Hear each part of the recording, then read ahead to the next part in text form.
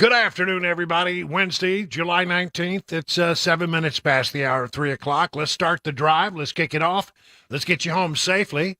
I know that many of you are just now, maybe some of you are getting into the car after a day at work, or you've been out running errands. You haven't been able to really, focus on what's going on with the news.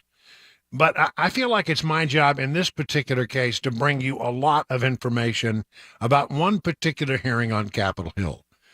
For the very first time, we have heard from whistleblowers, one IRS, one FBI whistleblower who has come forward and have acted to sort of support the story here of an investigation into Hunter Biden and the Biden family, escapades that shows that time and time again, every time they thought they had something, there would be some kind of bureaucratic move or some kind of system that would beat it back and that they would not be able to get the thing across the goal line. The felony charges were never brought against Hunter Biden. They were not allowed to go after any line of inquiry, which might even come close to touching the former vice president, now current president of the United States, Joe Biden. So this is powerful stuff. We had an anonymous IRS whistleblower who was a mystery person.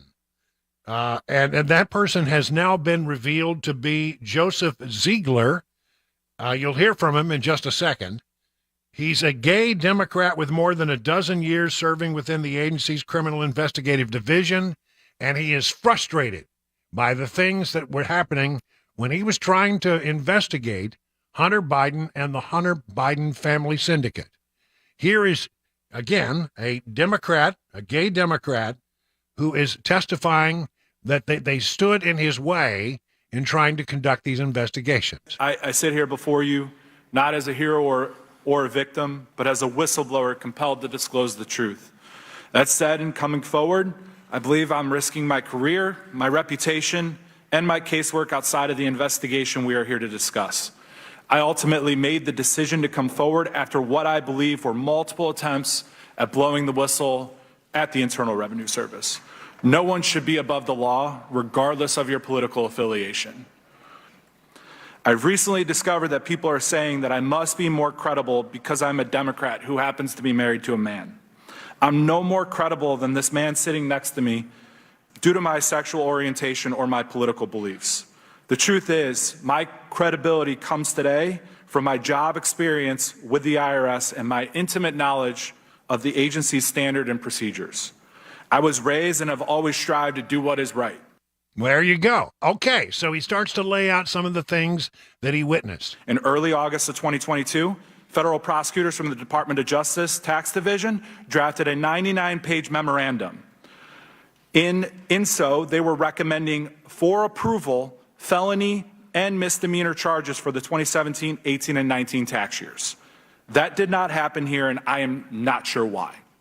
And as the special agent on this case, I thought the felony charges were well supported. When considering the elements of felony tax case, under the criminal code, there are two key considerations: willfulness and tax due and owing. Mm-hmm. In the criminal context, willfulness is defined as voluntary, intentional violation of a known legal duty. The tax loss is the monetary loss to the government. In early 2020, Hunter Biden's unfiled and delinquent tax returns were being prepared, which included his 2018 tax return. During the 2020 time period, by Hunter Biden's own account, he was sober, newly married, and writing his memoir. Hunter Biden's accountants requested that he sign a representation letter stating that all the deductions were for business purposes and were being reported appropriately. Statements Hunter Biden made in his book completely contradicted what he was deducting as business deductions on his 2018 return. While writing his memoir, Hunter stated, "I holed up inside the chateau for the first 6 weeks and learned how to cook crack." Hunter Biden allegedly falsely claimed business deductions for payments made to the Chateau Marmont, a hotel room for his supposed drug dealer, sex club memberships, falsely referenced on the wire as a golf membership, hotels he was blacklisted from, and a Columbia University tuition payment for his adult daughter. All of these items were used to support the willfulness element for felony tax evasion. These false deductions claimed by Hunter Biden caused a false return to be prepared that underreported his total income by approximately $267,000 and a loss to the U.S. Treasury of $106,000. Second, with respect to the 2014 tax year, Hunter Biden did not report any of the money he earned from Burisma for the 2014 tax year, which would have been a tax loss to the government of $124,000. According to my previous testimony, Hunter Biden did not report this income to the IRS or pay tax on the source of income. There is nothing that I see in the public documents as to the Department of Justice's action against Hunter Biden that indicate that Hunter Biden will be required to pay tax on this Burisma income from 2014 or amend his 2014 tax return. As the Department of Justice action against Hunter Biden, there is nothing that indicates Hunter Biden will be required to amend his false tax return for 2018. A false tax return that includes improper deductions for prostitutes, sex clubs, and his adult children's tuition.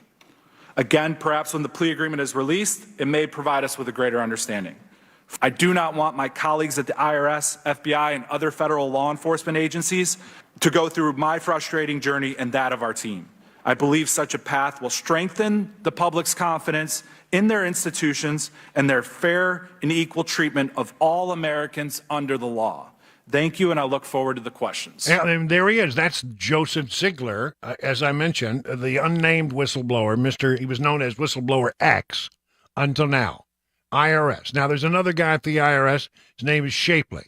I want you to hear this. We may have to break it up because of commercial breaks, but I want you to hear the entire thing that he has to say. I don't ever go with sound that is this long, but I think the story is this important, and I think this is your opportunity to hear from the mouths of people who were actually on the front lines of the investigation. So here is Gary Shapley, who is also testifying today as a whistleblower. Handling the Hunter Biden tax investigation was very different from any other case in my 14 years at the IRS. At every stage, decisions were made that benefited the subject of this investigation. For example, prosecutors concealed contents of Hunter Biden's laptop from investigators. DOJ slow-walked steps to include interviews, serving document requests, and executing search warrants.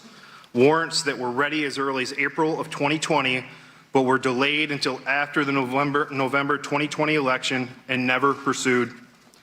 Investigators were not allowed to follow up on WhatsApp messages from Hunter Biden's Apple iCloud backup, where he suggested he was sitting next to his father.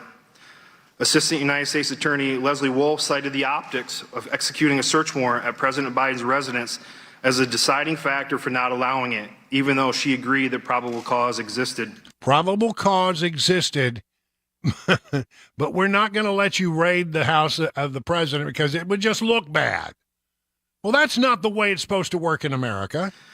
Prosecutors instructed investigators not to ask about the big guy or dad when conducting interviews. Why not? The Biden transition team was tipped off about interviews the night before the investigation went over. A fact my FBI counterpart confirmed to this committee in a recent testimony, where the result was that only one witness spoke to investigators that day. These are just some of the examples of how our investigation was stymied. I'm not here to support partisan agendas on either side. I'm here because our tax system relies on the American people having confidence it is administered fairly and equally for everyone, regardless of your last name or political connections. If the handling of this case was inappropriate, it doesn't matter whether it happened under a Republican or Democrat administration. Whether you agree with my concerns about the unethical slow walking and preferential treatment in this case, you can be sure that my testimony is true and correct to the best of my ability. Unfortunately, the way this has already been handled by some members and the media has done immeasurable damage to future would-be whistleblowers. I have been attacked as incompetent and falsely accused of being a liar, a leaker, or both, all by people who know nothing about me or the facts of this case. Some question if I should even be called a whistleblower, suggesting that my disclosures are not legally protected merely because they don't like what I'm saying. We've had seen this shoe on the other foot before, and some Republicans have made the same error, so there's plenty of blame for both sides. The cycle of villainizing or canonizing government employees who report what they believe is wrongdoing has to stop. When I first started noticing deviations from the normal investigative process around June 2020, I did not run to Congress to air grievances. Instead, I documented my concerns and made internal protected disclosures to my chain of command. I tried to give the prosecutors the benefit of the doubt for a very long time. After our investigation had largely concluded by the end of 2021, the IRS recommended charging Hunter Biden with multiple felonies and several misdemeanors for the tax years of 2014 through 2019. The Delaware Assistant United States Attorneys and Tax Division Trial Attorneys supported charging the felonies and misdemeanors listed in Exhibit 2 of my interview transcripts on page 44 and 45, which were officially referred to the Department of Justice Tax Division in February of 2022. This case was presented to the Washington, D.C. U.S. Attorney's Office in or around March 2022. In April 2022, in a hearing, Attorney General Garland was asked how the American people could be confident the administration was conducting a serious investigation into the president's own son. Attorney General Garland responded by saying, "Because we put the investigation in the hands of a Trump appointee." He led Congress to believe the case was insulated from improper political influence because all decisions were being made exclusively by Delaware United States Attorney David Weiss, but that was not true. The Justice Department allowed the president's political appointees to weigh in on whether to charge the president's son. After United States Attorney for D.C., Matthew Graves, appointed by President Biden, refused to bring charges in March 2022, I watched United States Attorney Weiss tell a room full of senior FBI and IRS senior leaders on October 7, 2022, that he was not the deciding person on whether charges were filed. That was my red line. I had already seen a pattern of preferential treatment and obstruction. Now United States Weiss was admitting that what the American people believed based on the Attorney General's sworn statement was false. I can no longer stay silent. In November of 2022, the statute of limitations was set to expire for the 2014 and 2015 charges in D.C., which included the 2014 felonies for the attempt to evade or defeat tax and fraud or false statement regarding bereavement income earned by Hunter Biden in those years. The statute of limitations had been extended through a tolling agreement with Hunter Biden's defense counsel, and they were willing to extend it past November 2022. Weiss allowed those to expire. I can't believe that part of it. They knew that the felonies were going to expire because of the statute of limitations, and then they said, but we'll extend those, and everybody signed off on extending that, and then when it came time, they had an agreement that they were going to extend it again, and then they decided, well, no, we don't need to do that, and therefore the most serious charges against Hunter Biden had to be dropped because the statute of limitations had run out. Prosecutors presented the 2017, 2018, and 2019 criminal tax charges to the Central District of California around September of 2022, only after President Biden's nominee, Martin Estrada, was confirmed. In January of this year, I learned Estrada had declined to bring the charges.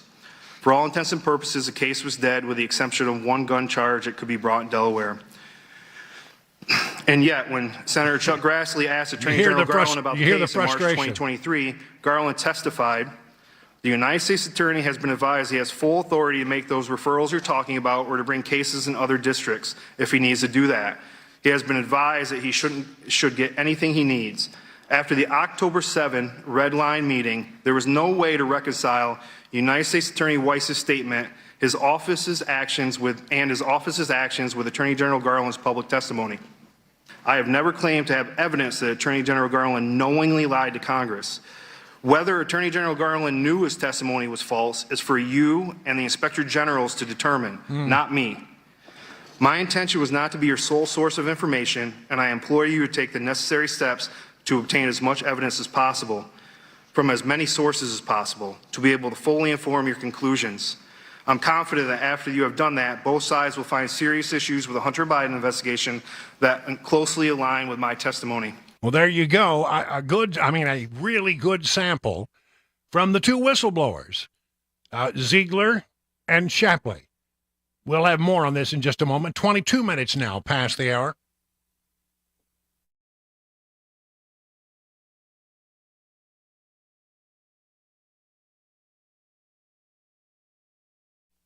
You ever notice how unreliable things have become these days? Well, I mean, that's a thing that you just run into. People tell you, oh, it'll be ready at 4, and you go there and it's not. It's not ready. People are really, really tired of that kind of stuff. And if you've had it with unreliable vehicle repair shops, why don't you come to EverFix? EverFix turns unreliable into reliable, and EverFix has your vehicle ready when it's really supposed to be ready, so you're not standing around and waiting.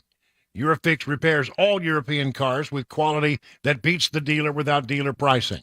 That's because dealer repair shops are designed to pay virtually all of a dealership's overhead. And that turns out to be quite a bit of money. Why would you want to pay for that?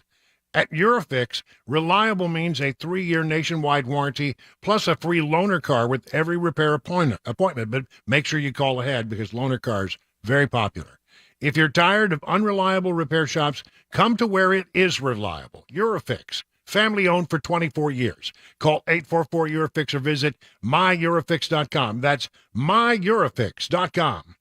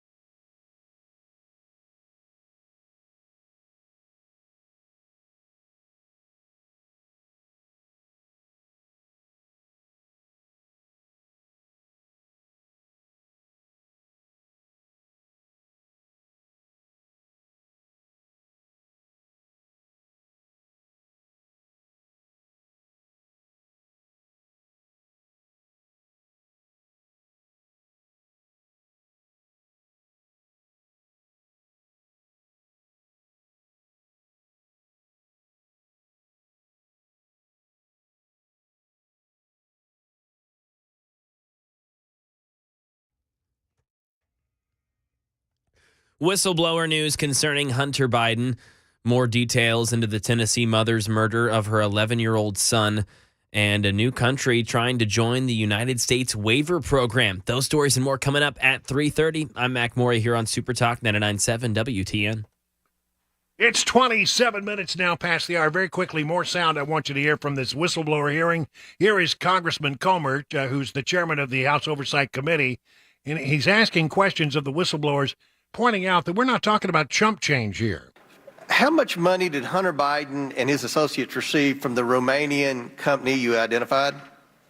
From Romania, so the approximate total transfers from the Romania company would have been $3.1 million to everyone. $3.1 million. How much did Hunter Biden and his business associates receive from State Energy HK Limited through the Robinson Walker LLC? So total transfers from State Energy HK to Rob Walker was $3 million. $3 million. Was there a $100,000 payment from CEFC Infrastructure to Owasco PC, Hunter Biden's professional corporation? Yes, Chairman. Approximately how much was transferred to Hunter Biden and his business associates through Hudson West 3? So the total transfers from Hudson West 3 to everyone was $3.7 million. $3.7 million. How much money did Hunter Biden and his business associates receive from the Ukrainian company Burisma? Burisma paid to everyone involved $6.5 million. $6.5 million. 6.5 Burisma to also everyone. paid Blue Star Strategies and a law firm hundreds of thousands of dollars, bringing the total Burisma payments to over $7 million. Is that correct? That is correct, $7.3 million. $7.3 million. Between 2014 and 2019, this brings the total amount of foreign income streams received to approximately $17 million, correct? That is correct. Mr. Shapley, I want to turn to President Biden. You've stated to CBS Evening News that there were certain investigative steps you were not allowed to take that could have led to President Biden. Can you tell us what investigative steps related to President Biden that you wanted to take but you couldn't? So there were multiple instances in this investigation where there were references to the father of the subject, President Biden. And in the course of any normal investigation, when the subject's father is somehow related to the finances of the subject, that in the normal course of any investigation, we would have to go and get that information to properly vet the financial flows of money in that investigation to determine what we end up charging. Now, the chairman he's referring to is Chairman Yee of CEFC. Is that correct? In that stream, Yes. I believe so, yes. So can you tell me what the Bidens are best at? Do you understand what he would have meant by that? I mean, this is a Chinese company, and I think the ranking member referred to it with Gal Luft. It's the same entity that paid Gal Luft the money that he got indicted for being an unregistered foreign agent, I believe was the charge. But this is another solicitation from Hunter Biden, and he refers to the Bidens, plural, and they're best at doing what the chairman wants. I think that's very concerning to our committee because this is a Chinese Communist Party-owned entity. This is of concern to our national security, and I didn't know, in closing, if you had any information with respect to that comment there. You know, with respect to the WhatsApp messages, it was something we clearly needed to follow up on, and that was really one of the major deviations from, in this case, is that investigators asked, and Special Agent Ziegler asked to follow, to take some investigative steps to review that, and it just simply wasn't supported by the prosecutors. So further delving into what that means, I just simply can't do. I mean, at every single turn that they started to develop something that put them on the scent of the vice president, now president, Joe Biden, they were pushed away or told not to or bureaucrated to death. I'll give you a little bit more about what I think we've learned today, but it's time now for the news at 3:30 with Super Talk 99.7 WTN.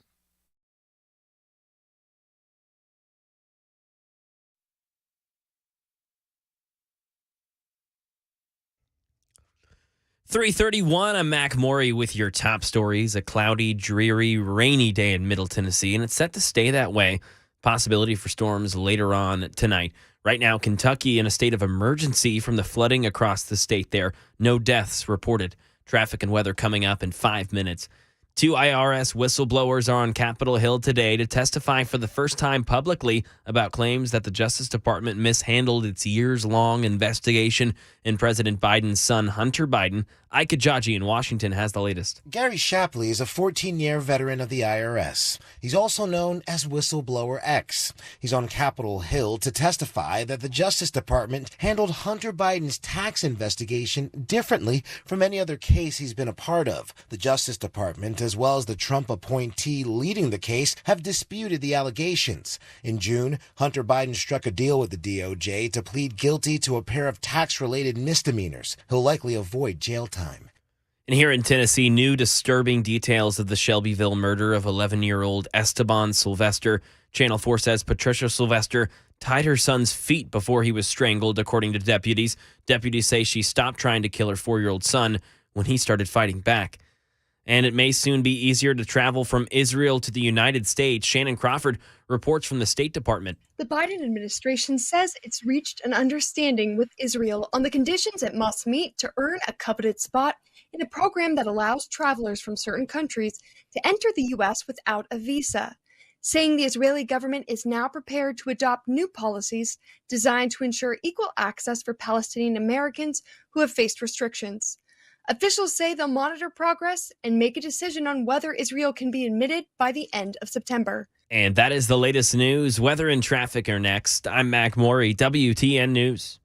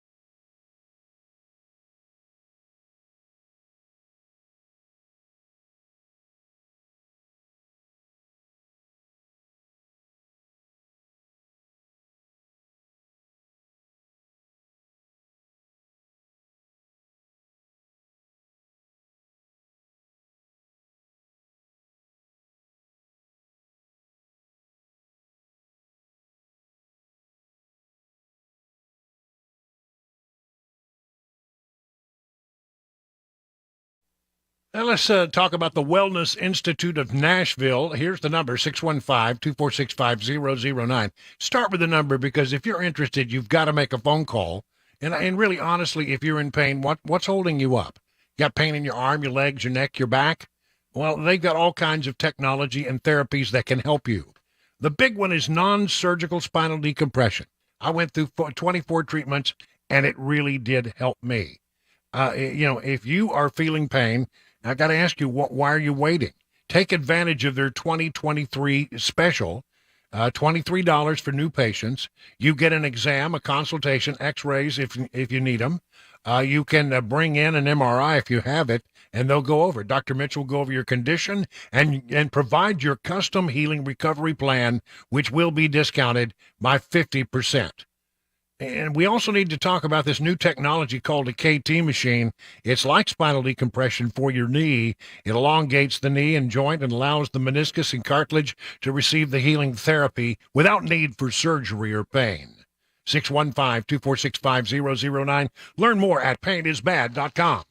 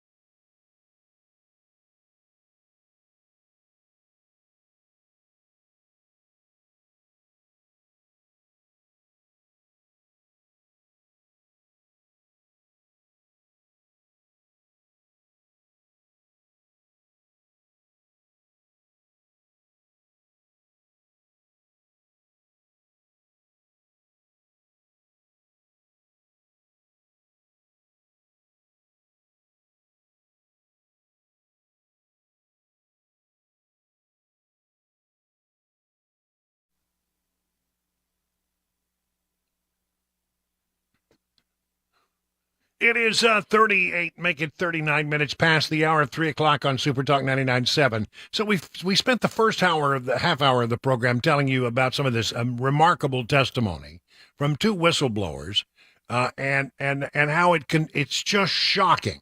It's stunning to have these two people who are, I mean, highly respected within their particular fields of expertise, who have a great reputation for digging out some of the most difficult cases, and how they led a team that found all kinds of violations by Hunter Biden and a lot of different strings and threads that should have been followed back up on, and investigation should have been continued on with regard to Joe Biden. And each and every time that happened, they got stymied. They got played by the bureaucrat system, and it just became too much. You know, we were told, well, we have all the authority we need, and then it turned out you didn't have all the authority you need, and at the end of the day, the investigation got not very far because the statute of limitations had run out, and Hunter Biden gets a light slap on the wrist for a tax evasion matter, and not even all of the money that he has owed has even come close to being collected, and they don't seem to care about that. What a sweetheart deal he got. It's maddening. Can you compare and contrast that with, what happens with Donald Trump? Even when you have the weakest of cases, they're going to bring a charge, and they're going to bring it really quick, and they're going to take him, and they're going to try to push everything to the absolute limit, throw everything against the wall and see what you can get. How many different investigations are there ongoing? A real shocking display of a two-tiered system. So we're going to go into this a little bit later. We'll run, if you missed the whole rigmarole, you'll hear a lot of that sound again in the 5 o'clock hour. I just think it's that important for Americans to hear how this thing got corrupted, and how the system is corrupt, and how they used the bureaucratic system. Or somebody in authority would just simply stand up and say, we're not doing that. We're not going there. No, you can't investigate the old man, the old guy, the big guy. You can't investigate him at all. That's not allowed. That's we don't like the optics of that. We'll get back to it. I promise you. I want to bring a couple of the stories that I think, we know pretty much that we're in a proxy war right now with the folks with Russia, because we're supporting Ukraine. We're not sending people, or we're sending a lot of equipment over to Ukraine, and we're sending a lot of intelligence that helps them use the equipment very effectively. But I just want to make sure that these things don't fly under the radar, and that you hear about them, because I think they're very interesting. You got to realize we have a very weak president. I'm not sure he's up to making snap decisions of great military and national security importance, but nonetheless, his policies are sort of very aggressive in some areas, and he may be asked to do so. You didn't know this, I bet. F-35s, Navy destroyers, are the latest assets deployed to protect ships from Iranian harassment. This is about the Strait of Hormuz. The Strait of Hormuz, incredibly strategically important, because a lot of oil and oil byproducts come through the Strait of Hormuz, out of the Persian Gulf, in and out of the Persian Gulf. You've got to have the Strait of Hormuz, and the Iranians have been acting badly there. And we sent a bunch of A-10s, which, yeah, that gets it done. I tell you, you don't want to be on the receiving end of an A-10, Thunderbolt. And then we sent apparently some F-16s, which that's a pretty good aircraft. I've flown in one of those, and with the Thunderbirds, I'm telling you, it's impressive, even though it's a fourth generation aircraft. Fifth generation aircraft, we're sending a bunch of F-35s, which will give us a tremendous amount of air superiority in the area. But the bottom line is, we are sending a lot of assets now to protect the Strait of Hormuz. Not a lot of talk about that. A little concerned about the fact that we're doing that. Let's see what else I can find here. The Secretary of Defense has ordered the deployment of the destroyer USS Thomas Hudner. Who knew there was a USS Thomas Hudner? Officials within the Pentagon began hinting at the possibility of more hardware moving into the area last week when a senior defense official told reporters of the F-16 deployment on Friday. Then on Sunday, the Fifth Fleet was sent into the area, and they sent a picture of the Thomas Hudner, and the Navy wrote that the ship's supporting U.S. Fifth Fleet to ensure regional maritime security and stability.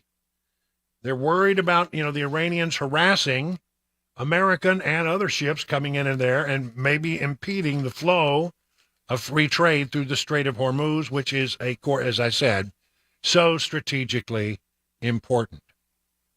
At the same time, the North Koreans have been acting badly, launching, more test flights, et cetera, of their missiles. Listen to this. The U.S. nuclear-capable submarine USS Kentucky has made port in South Korea for the first time in 4 decades. Now, let me tell you something. I've been on an Ohio-class submarine. I was on the USS Alabama before it was commissioned to go into service full time. I was on that amazing boat. They call it a boat. I don't know why. It's if you were to stand it on its end, an Ohio-class nuclear submarine would be, I think it's as tall or maybe a little taller than the Washington Monument. Think about that. It's big old boat, but they call them boats. And this is a boomer, and they have all kinds of nuclear missiles. In fact, when you tour the missile, tour the submarine, you find that there are people who sleep around the missile tubes. I mean, you say, here's a bunk. Well, what is this big round thing that they're sleeping around? Oh, that's where the missiles are. But they are sending this, and they're sitting it down there, and they're docking it to sort of send a message that, okay, Korea is protected by nuclear weapons from the United States. So if you get a little crazy and you start to do something, just remember, we've got the USS Kentucky who can, level your country in a matter of, well, let's call it seconds. And that is happening as well. 20 Trident II D5 missiles, with each missile capable of being equipped with 8 nuclear warheads that can hit targets as far away as 7,500 miles, according to the outlet. So it's sort of a statement, an extension of the nuclear power that we have. And this, usually you send in an aircraft carrier or a big contingent of military boats and ships, submarines, etc. And but the sending just a nuclear missile is very different, and it's just sitting there in the dock, ready to go if it's needed. But it is a statement and a pushback to what the North Koreans are doing, and a reassurance to our South Korean partners. North Korea, following its test firing of intercontinental ballistic missiles last week, warned America and its allies, flaunting of military force near its borders. On Monday, the isolated nation condemned the actions of its neighboring Korea and the U.S. for its discussions of use of possible nuclear weapons during the inaugural meeting in Seoul of the Nuclear Consultative Group, U.S. and South Korea panel set up by the country leaders at the summit in Washington, D.C. in April. We do not want to have a fight with North Korea. North Korea, if it decides to act badly, and if it has support to act badly, will come across the demilitarized zone in an incredibly aggressive way. And their missiles, their short-range missiles, could do a lot of damage, and they won't play fair. They will not play fair. They'll use chemical weapons, whatever they got. So we don't want that. But in the meantime, we are sending one of our nuclear submarines to sit in port there as a warning to the North Koreans. we have ourselves extended around the world. We are, for better for worse, our military has a lot of responsibilities and a lot of commitments. And I hear from people all the time, well, we don't need to be doing that. We don't need to be doing this. We don't need to be doing that. Yeah, you can say that, but it brings stability to the world in many, many cases. And I just think that, what I worry about most of all is, okay, we got a nuclear sub that's agitating the North Koreans, and then we've got F-35s, F-16s, and A-10s out there patrolling the Strait of Hormuz. Well, these are very delicate maneuvers. And do we have a president of the United States who is up to speed to make the kind of decisions that might be made? You poke the bear, sometimes the bear bites your finger, and you got to be ready for that. All right. So, again, keep an eye on this mess as we go forward. Again, you probably won't hear a word about it, but I think those are pretty big developments if you just take them in their own right. 50 minutes now past the hour of 3 o'clock on Super Talk.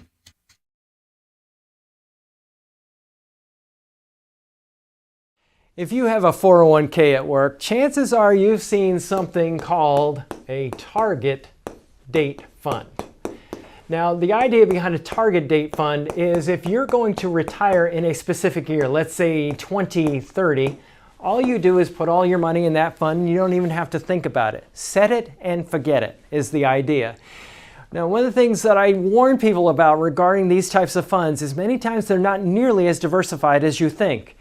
When we look at investing, when we look at diversification, we want to own really small companies, really large companies, really growth-oriented, really value-oriented companies, and diversify between these different market areas. Target date funds tend to focus more attention down here for a really basic reason. It sells better. Because you're investing in very big, well-known U.S. companies, what happens is investors tend to like to look like the market, as we say. And the problem, though, is when we do that is we can go very long periods of time. 1966 through 1982 is one example. More recently, 2000 through 2012, where large U.S. stocks had no return, where other market segments actually did quite well. So one of the things that happens is when we invest in a target date fund, we may be overly concentrated and have more risk than we really realize. So if you want to learn more about our approach to investing and financial planning and how we educate investors, go to paulwinkler.com and set up a free 15-minute phone call, or you can call 615-851-1950.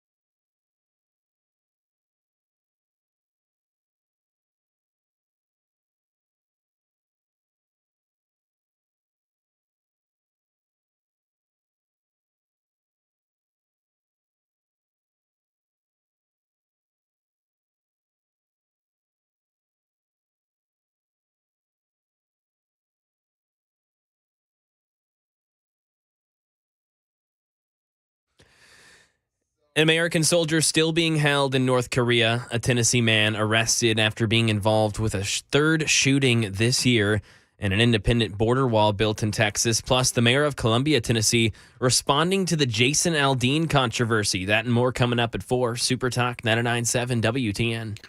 It is 56 minutes now past the hour. Let's take a look at the markets and see how things are going. Dow Jones Industrial are up about 109 points. The Dow's been on a run here. It's the 8th straight day that they have posted winnings. S&P up 10, NASDAQ up 4. All screens are green. But we want to talk a little bit more about some of the things that impact the way you live, kitchen table issues. Let's check in with Ty Draper from Beacon Capital Management. Hello, Ty. Brian, according to the Commerce Department, new residential housing starts dropped by 8% for the month of June, while new building permits fell by 3.7% in the same period. Seems to be another byproduct of interest rates as mortgage rates rose to 6.71% from 6.57% the preceding month. The market's recovery path will remain bumpy as the Fed may raise rates by 25 basis points in the coming week. All right, thank you very much, Ty Draper. Find out more about all the things they can do for you over at Beacon Capital Management by going to their website, askbeaconnow.com. It is 58 minutes past the hour of 3 o'clock on Super Talk.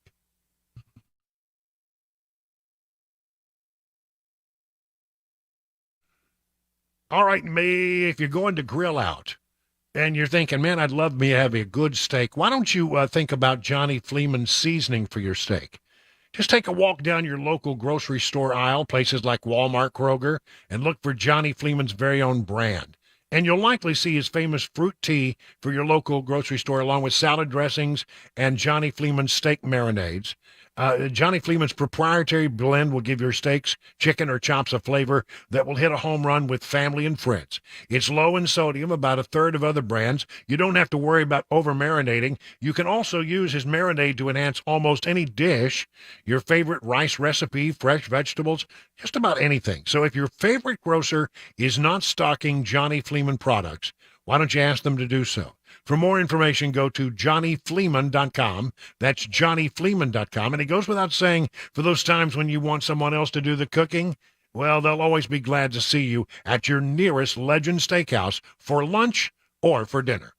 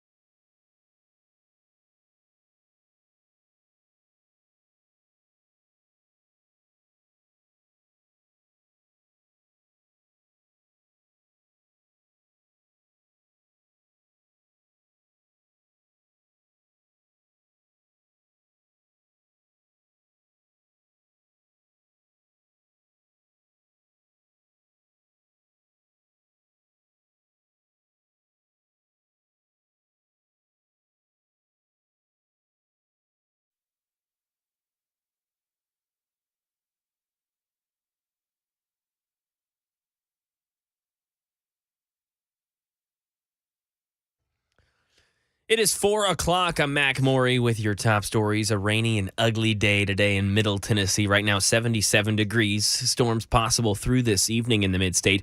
Complete weather and traffic report in 5 minutes.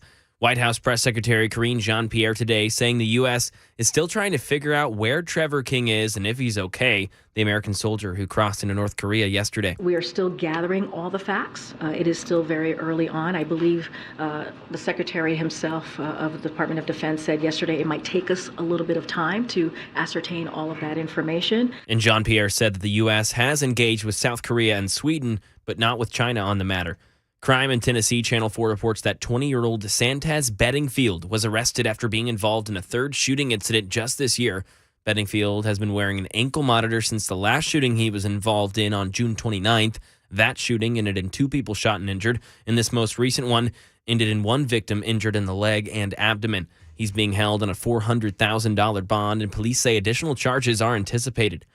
And over in Texas, they've built their own version of a border wall in the form of floating barrels and razor wire in the Rio Grande near the town of Eagle Pass. Now pushback against the setup is growing. Alex Stone has details on the opposition. Mexico argues the floating barrels and razor wire in the Rio Grande put there by Texas under the guidance of Governor Greg Abbott violate several international water treaties, and Mexico wants it all removed immediately. Some U.S. lawmakers have written the Biden administration the argument that the act of repelling a migrant who has stated the intent to seek asylum could be a violation of international and federal law. Texas argues it's necessary to stop the flow of migrants. And right now in Kentucky, Governor Andy Beshear has declared a state of emergency for the widespread flooding as that continues across the state. Beshear's also has search and rescue teams out, along with bringing in some state partners to help with this emergency.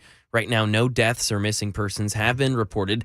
The Mayfield area is seeing the brunt of the rain, as is the Graves, Kentucky area. More than 9 inches in Mayfield today. That's on pace to break the 24-hour record of precipitation in Kentucky, which was set in 1997.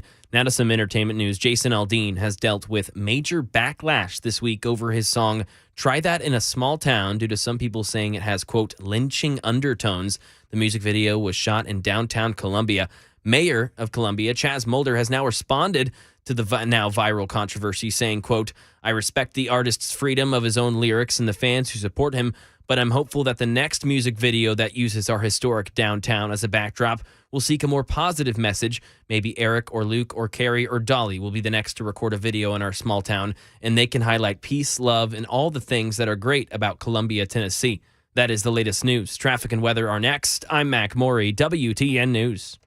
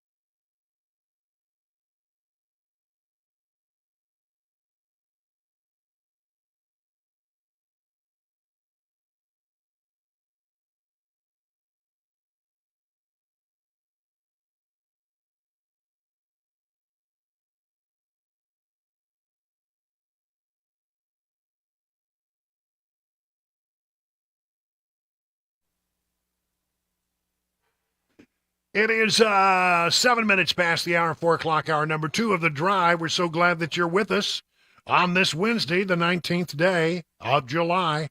Get you home safely. We do still apparently have some flood warnings and watches in the area. And, it's quite of a very damp night here in bucolic Watertown, I think elsewhere as well. A lot of rain. It's. I'll tell you how much rain it is here at Stately Wilson Manor. There's so much water in the pool that the skimmer won't work. Well, that's a first world problem, isn't it? You know? That's tough. That's tough. Let's see. I don't really want to weigh into this, but I think we have to. And for purposes of this particular segment, the phone lines are open at 615-737-9986, talking about Jason Aldean's controversial song called Small Town. It apparently is raising all kinds of eyebrows in the music industry. It has apparently triggered and offended Sheryl Crow and others.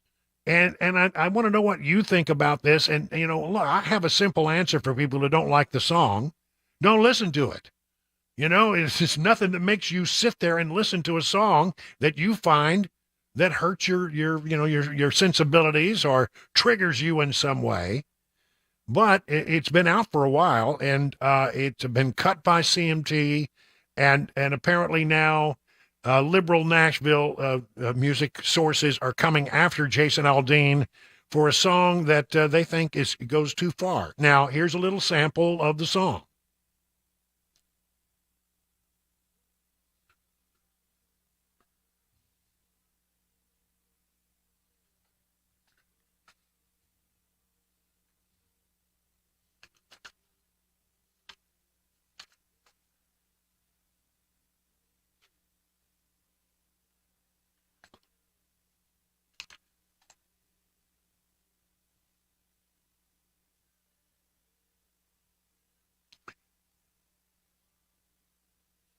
Yeah. What he's saying is some of the stuff that is happening in the big cities that we all see on the news, you try that in a small town and it won't fly because people just won't put up with it. And I think he's right about that. But apparently there are those who have found offense with it.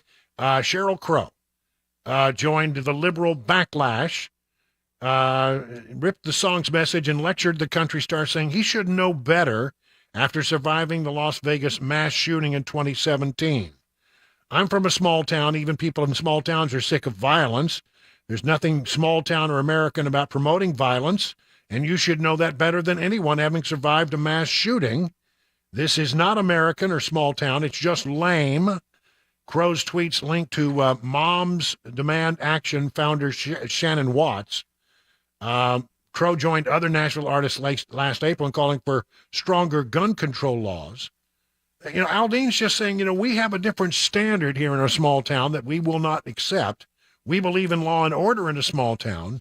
Apparently, at some point, he's in front of a courthouse in Columbia, and apparently in the history of this courthouse at some point, and I do not know the entire story, but there was a lynching in the history of that courthouse.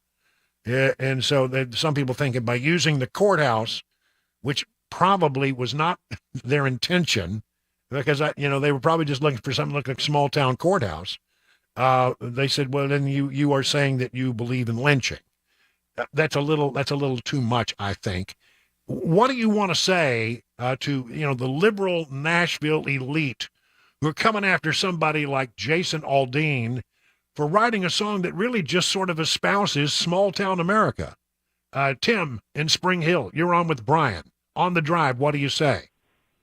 I want to say to the elite and across this country to back off.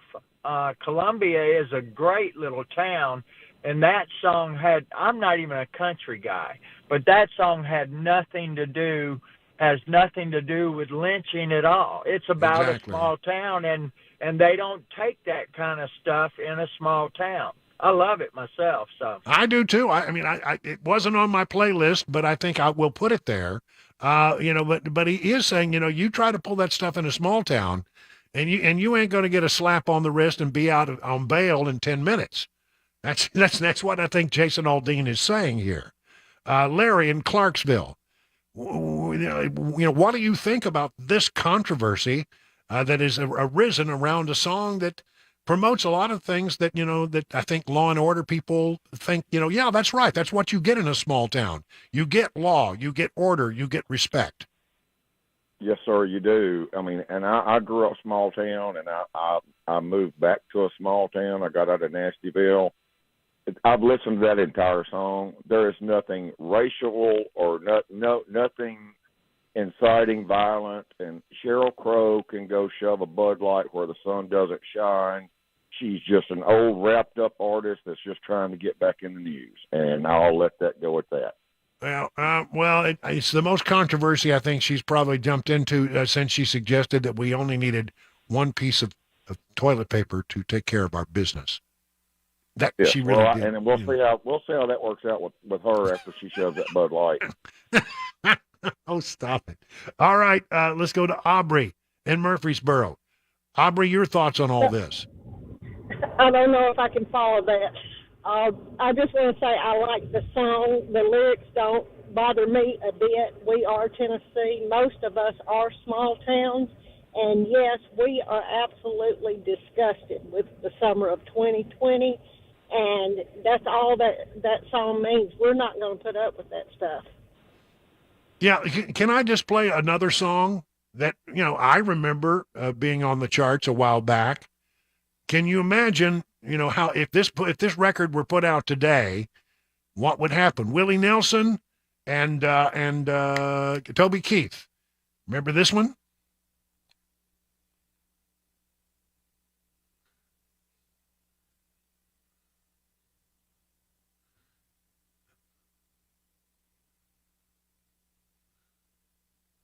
I mean, there is a talk about how, in the old days, you just went and got them and you strung them up.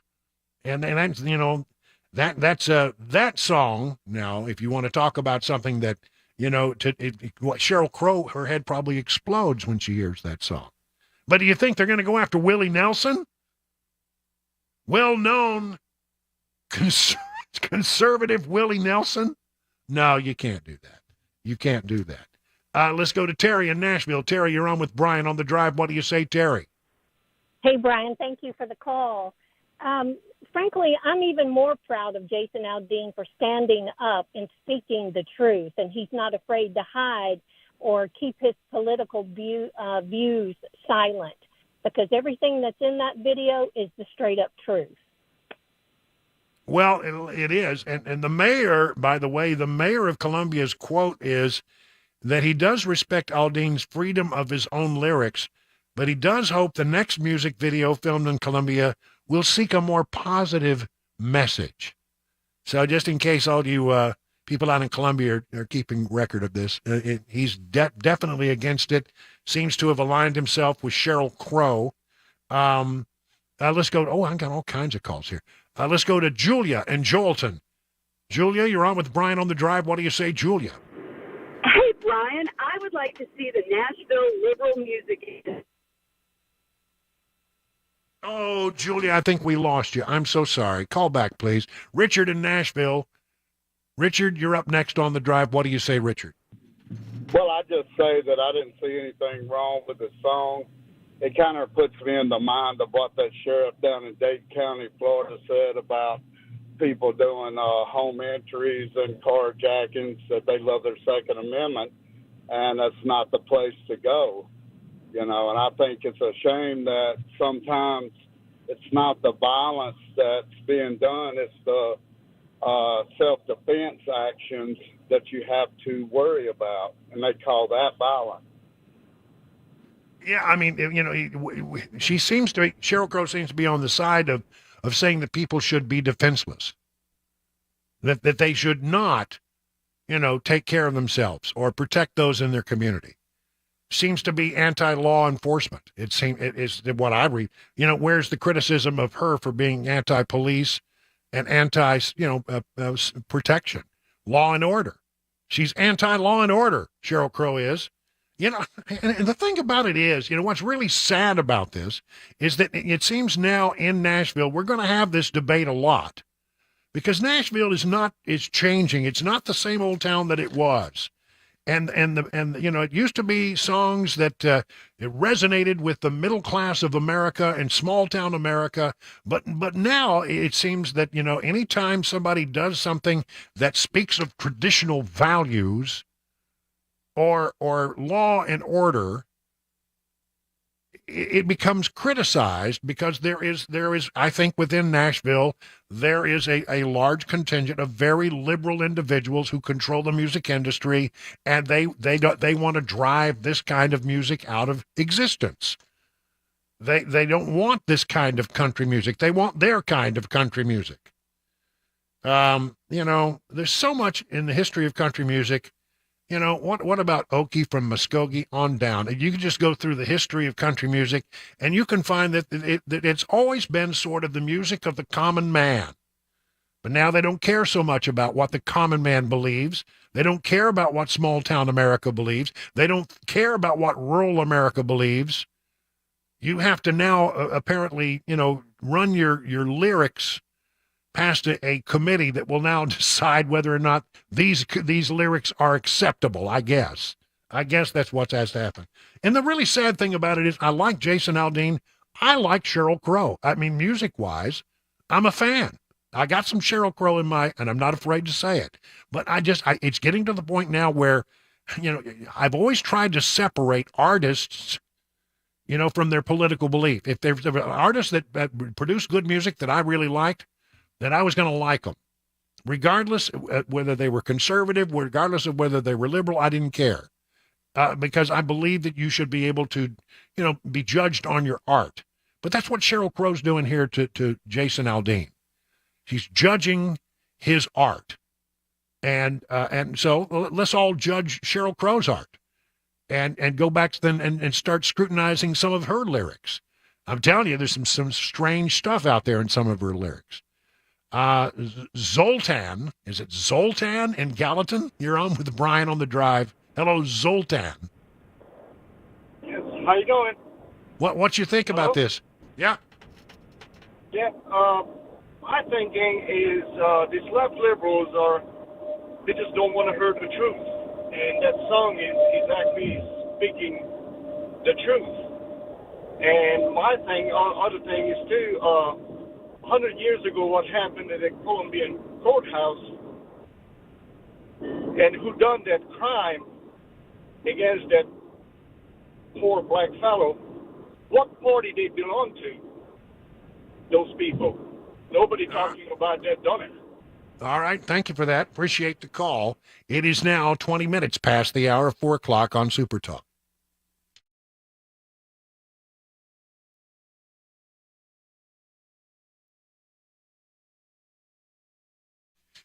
You know, with all the rain we had, and boy, it's been a lot of it, and I think we're going to get some more rain before it's all over with, you might want to check around the house to make sure you didn't develop any waterproofing issues. And if you did, there is one number to call. The folks over at USS, I got the number, you know, right here. Here it is, 615-488-7855. Call them, have them come out and take a look at what's going on. Now, listen, if you don't know, USS, United Structural Systems, is a company that deals with waterproofing and foundation repair, and in a heavy rain, you know, they could be your best friend. They have a great reputation. They will come out, look at your situation, give you their best advice as how you should go forward, what you should do, and if you decide to go along with that, you don't pay a penny until the job is done, and you are completely satisfied. The USS has some people that have been around in the business for 30, 25 plus years. And here's what some of the folks have said. Jerry said, "This is the best crew we have ever had to work on our house. Best I've ever seen. Very professional, did an excellent job." Here's Constance. "Excellent experience. The entire crew was professional and knowledgeable about their service and put me at ease with the entire process." They will guarantee their best, serving Middle Tennessee, Southern Kentucky, and Northern Alabama online at USSTN.com.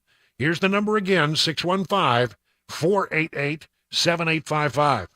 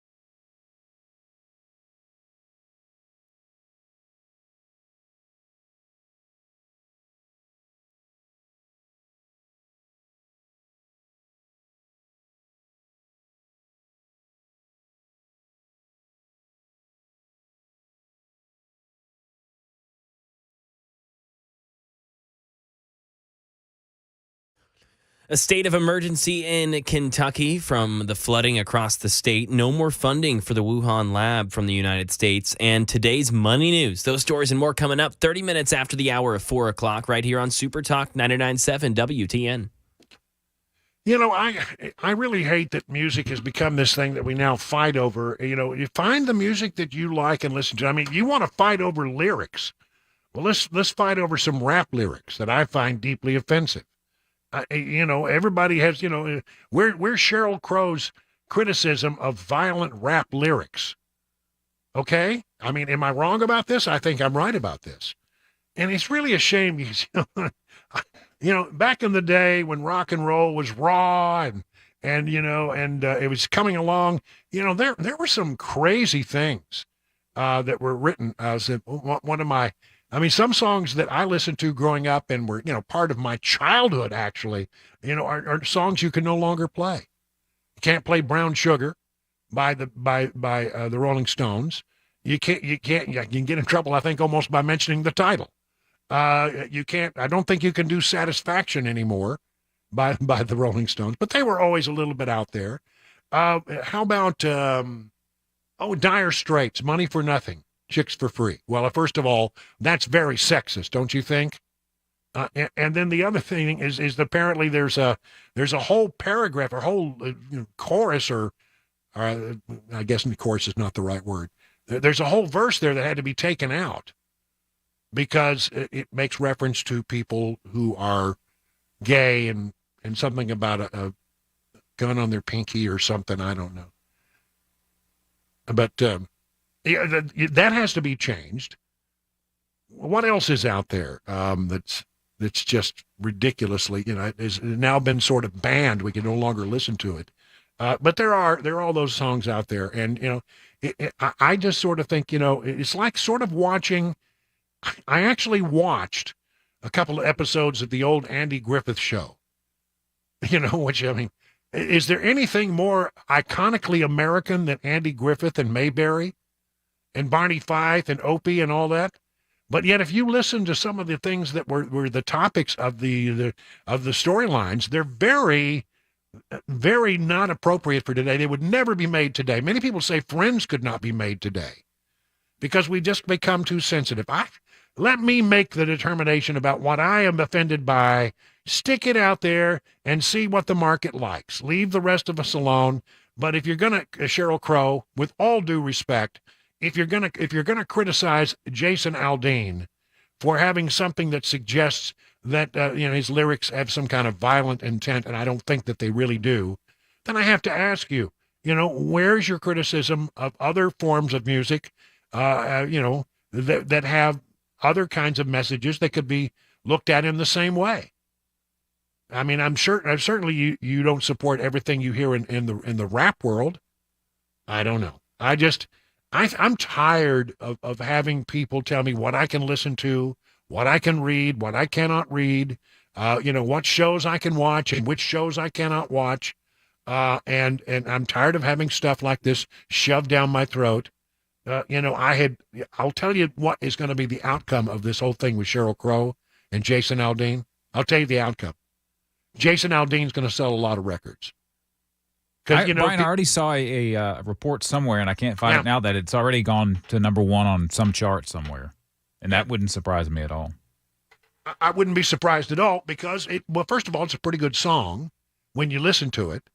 And then secondly, I think it resonates with a lot of people, and a lot of people are going to sample the song who simply would never have done so otherwise. And once, as long as you're there, okay, I'll put that on my iPod, I'll put that on my phone. And I think you're going to hear a lot of people embracing that song. It will go to number one and stay there. And so, was your purpose well served, Sheryl and others? Is that what you wanted? Because that's what you got. 30 minutes now past the hour of 4 o'clock on Super Talk.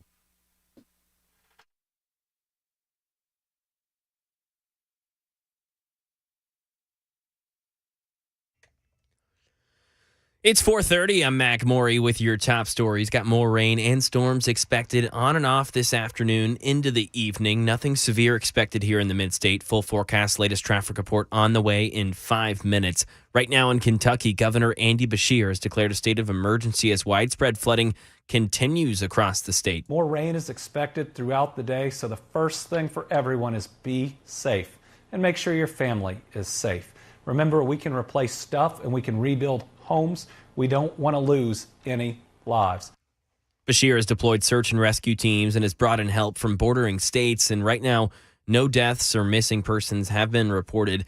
Mayfield, Kentucky and Graves, Kentucky have been hit the hardest. More than 9 inches in Mayfield just today, which is on pace to break the 24-hour record in Kentucky, which was set in 1997. The Biden administration has suspended funding for the Chinese Wuhan lab, which is at the center of a theory that COVID-19 escaped from the lab in late 2019, triggering the global pandemic and nearly 7 million recorded deaths. The determination came after the research institute failed to provide the National Institutes of Health with requested documents amid reported safety concerns at the lab. China continues to block any substantive investigation into the COVID outbreak's origin. And now over to the money news. Daria Albinger. Stocks ticked higher after an up and down session. The Dow closed up 109 points. The Nasdaq added 4 for the day, and the S&P rose 11. This latest finish adds to a strong run, which has pulled the markets to their highest levels in more than 15 months. United Airlines, Tesla, and Netflix were among the companies to report after the close. The numbers for all 3 beating expectations. Also reporting IBM, but Big Blue's latest numbers fell short. President Biden's war on junk fees now focuses focuses on housing rentals. His competition counsel, which is tasked with helping consumers, announced some agreements with Zillow and a few other websites to disclose all of the fees before someone can sign an agreement. The changes, however, do not eliminate any of the fees. UPS and the union that represents 340,000 workers will be back at the bargaining table again next week. That ends a stalemate between the Teamsters and the shipping giant, which began 2 weeks ago. And that is the latest news. Traffic and weather on the way. I'm Mac Morey, WTN News.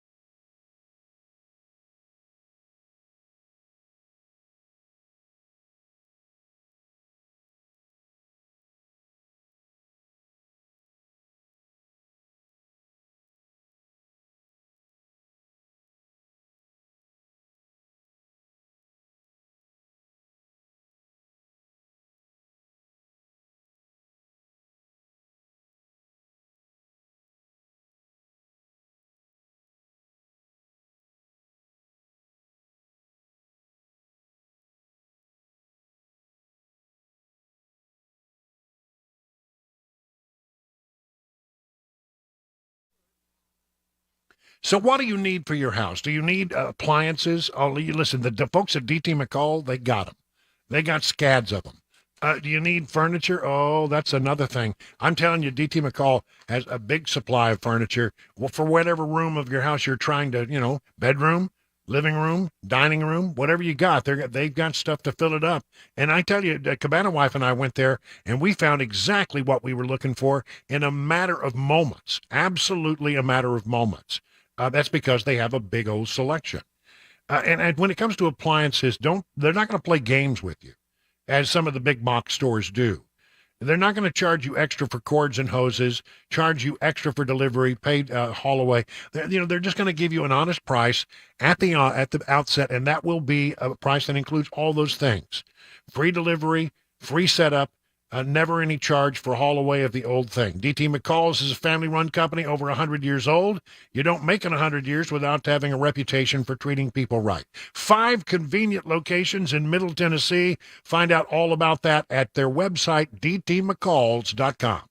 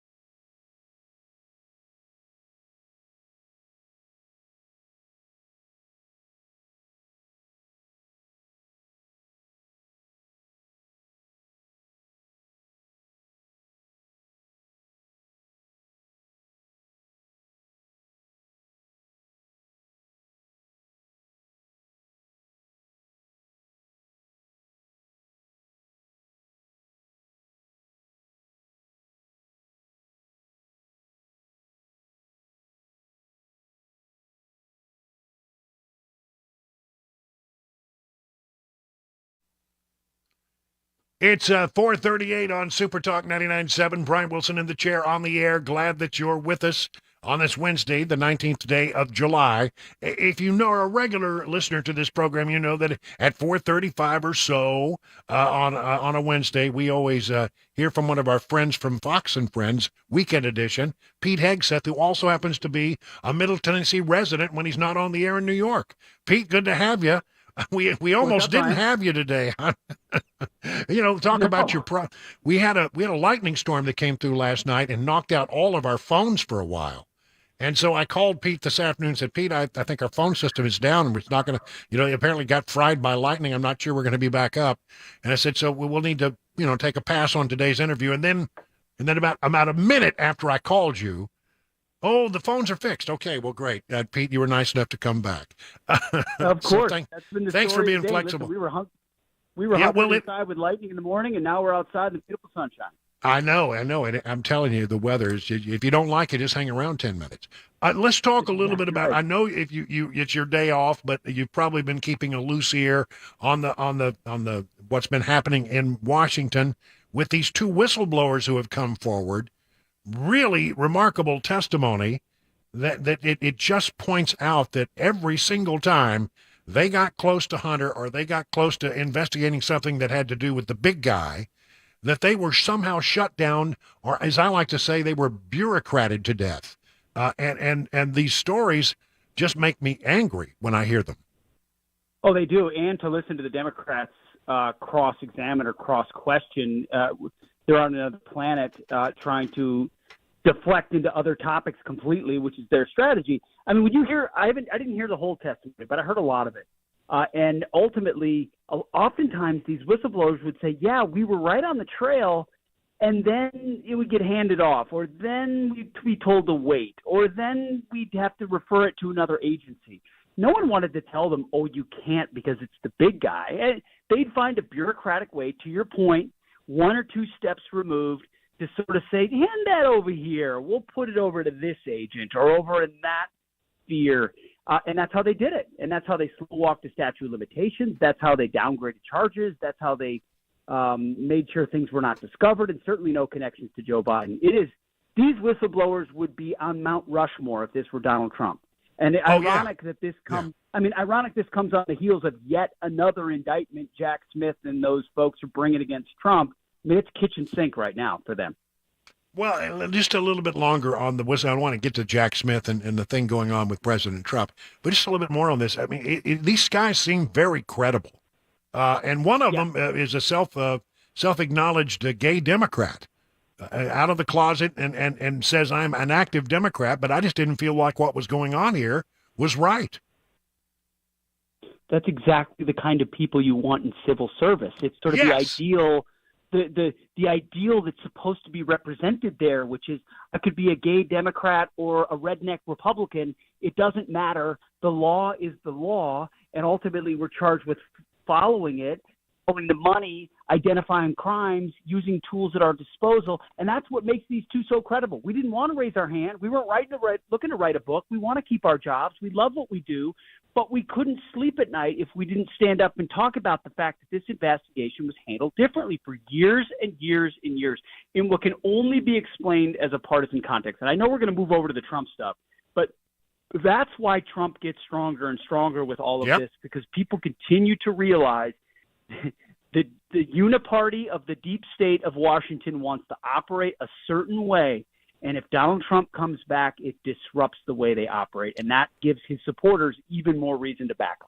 You know that is happening more and more and more, it seems. Okay, for example, we were just talking a minute ago about this song that Jason Aldean has out that's about small-town America. Sheryl Crow's got, very upset about the whole 9 yards, saying that you're suggesting that you're encouraging violence and you should know better than that, Jason Aldean.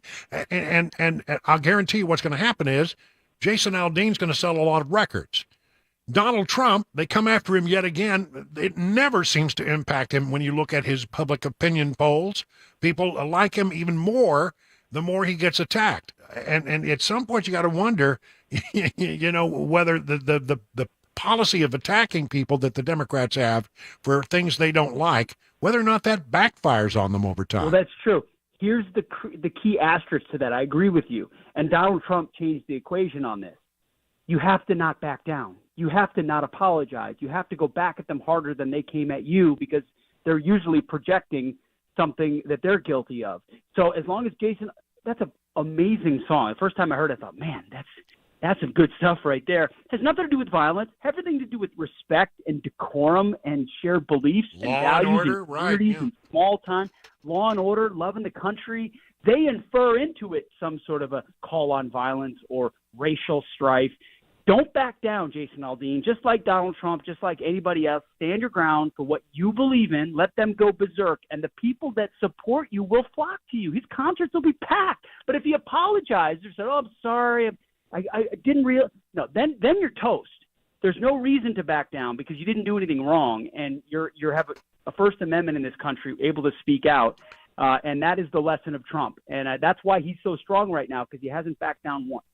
Yeah, and so now talking about Trump, there's now that apparently a letter has been sent that suggests that he's about to be prosecuted in some way with regard to January 6th, and then the prosecutor, this is you know how this game is played. So they're saying, apparently the prosecutor, somebody from one of the networks, I think it was CNN, probably called and said, we don't really have any pictures of Jack Smith. I wonder how we could solve that. Well, he'll be going to the subway for lunch. And so the CNN is losing its mind over the fact that they got pictures of this guy going to get a 6-inch sub down at the subway there on Pennsylvania Avenue. And that was all set up. And that's to send a message. I'm here. I'm not going anywhere. I'm coming after you. Yeah, I guess. I mean, and I'm, the common man, and I go to Subway, and I think it's too cute by half. I mean, obviously, people are going to make their judgment about Jack Smith and these indictments, regardless of how they stage photographs. Because I truly believe this, Brian. I never thought I'd say this about a political candidate. But the more they investigate him, the more they impeach him, the more they indict him, the stronger he will get. He's a known entity. People know what they're getting. They've either decided, he's the boogeyman, or he's the guy to fight back. And I think because the other candidates in the Republican field have been so underwhelming and unwilling to back him in light of this persecution, it's only helped him. Jack Smith is not a formidable. He's not an on par foe. The problem is he has the weight of the federal government at this point, and they're gonna how this timing breaks out, how they get rulings and motions, timeline versus Iowa versus the election. This is about. I actually sort of hang my head for the country. It's really going to be bad because we're going to. It's really bad.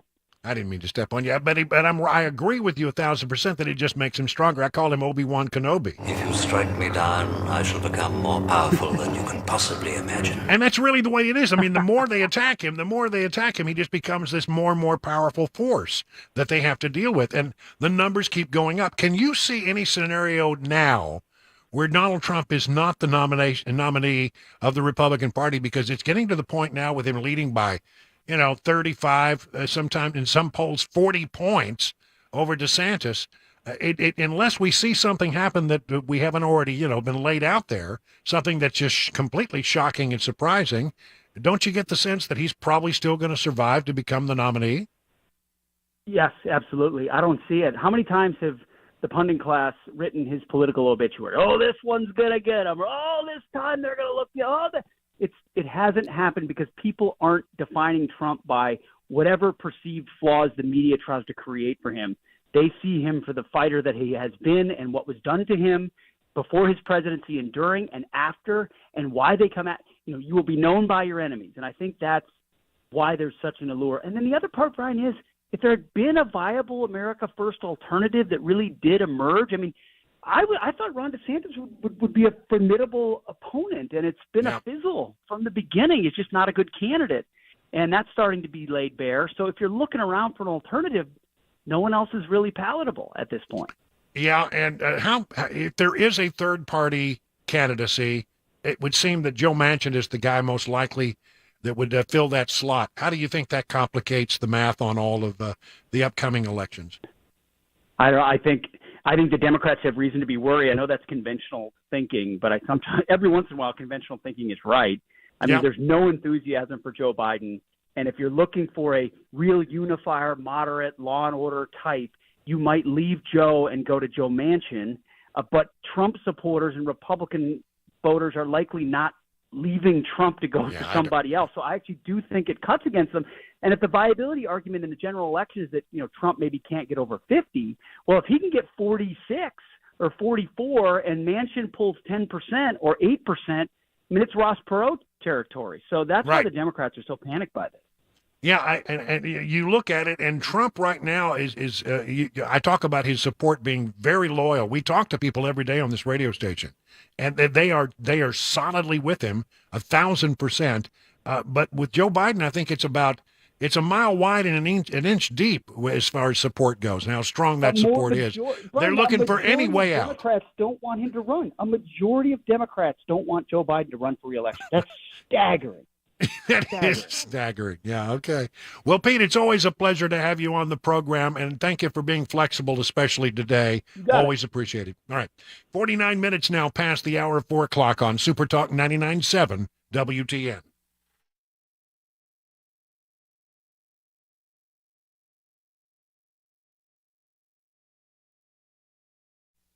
How are you faring in this rough and tumble market? The experts at Beacon Capital Management understand it can be a little scary, but here's the thing. Beacon Capital Management has a plan to assess where you are and help you make any mid-course corrections that might be needed. Wouldn't it be great to have peace of mind that you're on the right path? Beacon can provide you that reassurance. It starts with a simple phone call. The experts at Beacon will take it from there. You have nothing to lose except all your worry. Get started today by calling this number, 615-488-9303. Now, at the end of the process, you'll be able to rest easy knowing you have a plan that meets all of your retirement goals. Replace the worry with confidence that you're on the right path, that all the T's have been crossed and all the I's have been dotted. That number again, 615-488-9303. The experts at Beacon stand ready to take your stress away. Learn more at askbeaconnow.com. If you have a 401k at work, chances are you've seen something called a target date fund. Now, the idea behind a target date fund is if you're going to retire in a specific year, let's say 2030, all you do is put all your money in that fund. You don't even have to think about it. Set it and forget it is the idea. Now, one of the things that I warn people about regarding these types of funds is many times they're not nearly as diversified as you think. When we look at investing, when we look at diversification, we want to own really small companies, really large companies, really growth-oriented, really value-oriented companies, and diversify between these different market areas. Target date funds tend to focus more attention down here for a really basic reason. It sells better. Because you're investing in very big, well-known U.S. companies, what happens is investors tend to like to look like the market, as we say. And the problem, though, is when we do that, is we can go very long periods of time. 1966 through 1982 is one example. More recently, 2000 through 2012, where large U.S. stocks had no return, where other market segments actually did quite well. So one of the things that happens is when we invest in a target date fund, we may be overly concentrated and have more risk than we really realize. So if you want to learn more about our approach to investing and financial planning and how we educate investors, go to paulwinkler.com and set up a free 15-minute phone call, or you can call 615-851-1950.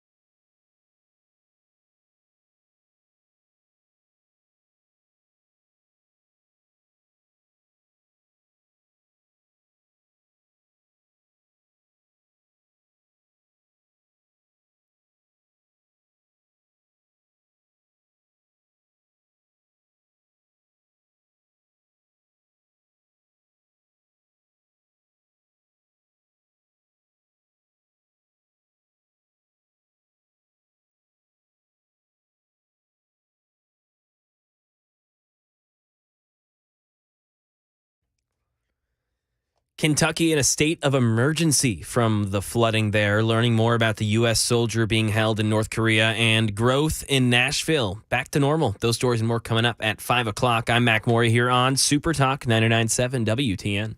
All right, it is 55 minutes past the hour. Listen, coming up in the 5 o'clock hour, if you missed it, a complete rundown of everything that happened at the huge congressional hearing today, where you heard from two whistleblowers about how they were stymied in their efforts to conduct investigations with regard to Hunter Biden or the big guy, his dad. And that'll be pretty interesting to go. You're not going to believe some of this stuff. It's going to make you angry. So I have to make you, pinky swear right now that you won't, pound on your car radio, take it out there. But it will make you mad. But that's swear, okay. Huh? Your pinky swear. All right. Or you can swear as long as nobody else in the car. That's fine. Okay. A couple of quick stories. Meghan and Harry. I never do royal news, but who didn't see this coming? After 5 years of marriage, rumors are swirling that Prince Harry and Meghan are set to part ways. Earlier this week, Radar Online reported that the Duke and Duchess of Sussex are taking time apart to heal and rebuild their bond. They're trying to figure out what hit them. Harry doesn't fit in Meghan's tacky Tinseltown world, a source told the outlet, adding that he's hoping to find himself in this time. And Radar Online also claimed that Harry is planning a solo trip to Africa to film a documentary, saying the prince thinks of the continent as his second home and a place where he most feels like himself. Responding to the separation rumors, a source close to the British royal family told The Spectator, "This was not surprising to hear." How was that? And that there's little sympathy for Harry among the family after all he's done. Okay. I'll brush up on that. Yeah, work on that. Yeah. 58 minutes now past the hour of the 4 o'clock on Super Talk 99.7 WTN.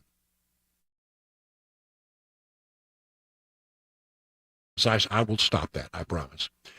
EverSeal, let me talk about that and what it is. Well, EverSeal is a way to seal your concrete and wood around the house to make it, sort of safe for the future. Really, honestly, the sealant that we're talking about here is something that's been around for ages, was used in industrial applications. The folks at EverSeal figured out how to provide a permanent solution so you can use to seal your wood and concrete around the home, around your business, and it can be something that you can actually afford. Process starts with a deep cleaning all the way down through your wood and concrete to bring it back, looking as new as it can ever look, and then their patented seal will absorb all the way through to become a permanent part of the wood and concrete to prevent any further deterioration for the next 30 to 50 years. It's got a 25-year warranty. Think about how much money you could save. So how often do you seal let's just say your deck? All right. Oh, you do it this year? You're going to do it next year? Yeah, probably. Year after that? Yeah, probably. How about doing it one time and then forgetting about it? How about actually using your deck rather than have to dread all that work to just maintain your deck? If it sounds good to you, then I got to tell you, you need to reach out to Steve Nelson and the team over at EverSeal. They'll be happy to talk you through all this. 1-844-EVER-USA. That's 1-844-EVER-USA. Learn more at ever-seal.com.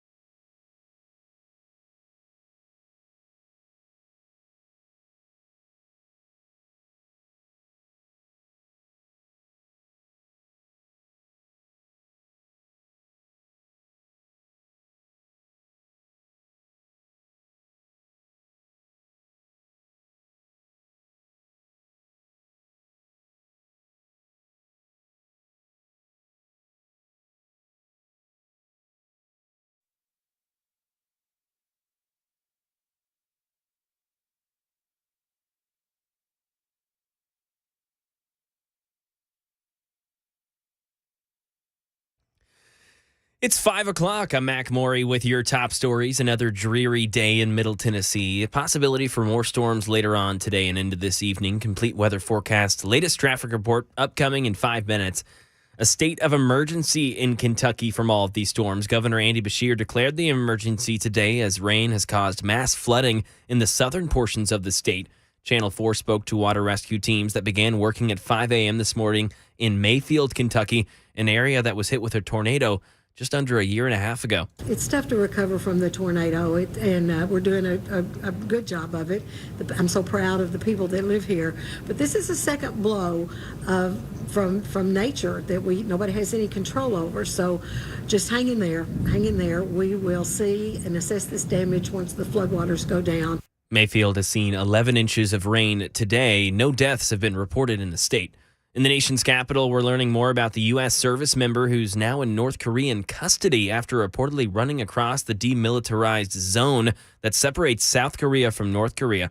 23-year-old Travis King was supposed to head back to Fort Bliss, Texas to get discharged after spending 47 days in a South Korean prison for getting into an altercation with locals. He never made it to the airport and instead joined a tour group where he ran over the DMZ. Karen Travers has the latest from the Biden administration on their actions on this situation. The U.S. is still trying to ascertain the whereabouts and well-being of Travis King, the U.S. soldier who crossed into North Korea on Tuesday. White House Press Secretary Karine Jean-Pierre said the U.S. had reached out to South Korea and Sweden to learn more, but said it may take, quote, a little bit of time to gather information. I want to be very clear that the administration has and will continue to actively work to ensure his safety and the return of Private King to us and to his family, obviously.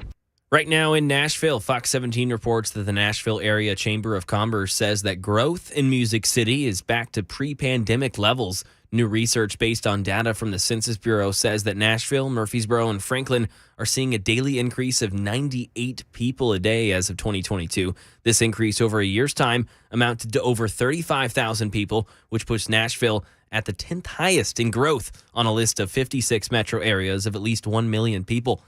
And a Ponzi scheme. A fraudster whose prison sentence was commuted by then President Trump was arrested again today in New Jersey. Aaron Katersky has more. Ellie Weinstein had been convicted of charges stemming from a $230 million Ponzi scheme. Then President Trump commuted his 24-year prison sentence after Weinstein served less than a third of it. While still on supervised release, U.S. Attorney Philip Selinger said Weinstein swindled again. This is now the third time this office has charged Weinstein with a large-scale scheme to rip off investors. This time, Weinstein allegedly defrauded investors of $35 million they thought were going to fund deals involving humanitarian supplies for Ukraine. And that is the latest news. Traffic and weather on the way. I'm Mac Maury, WTN News.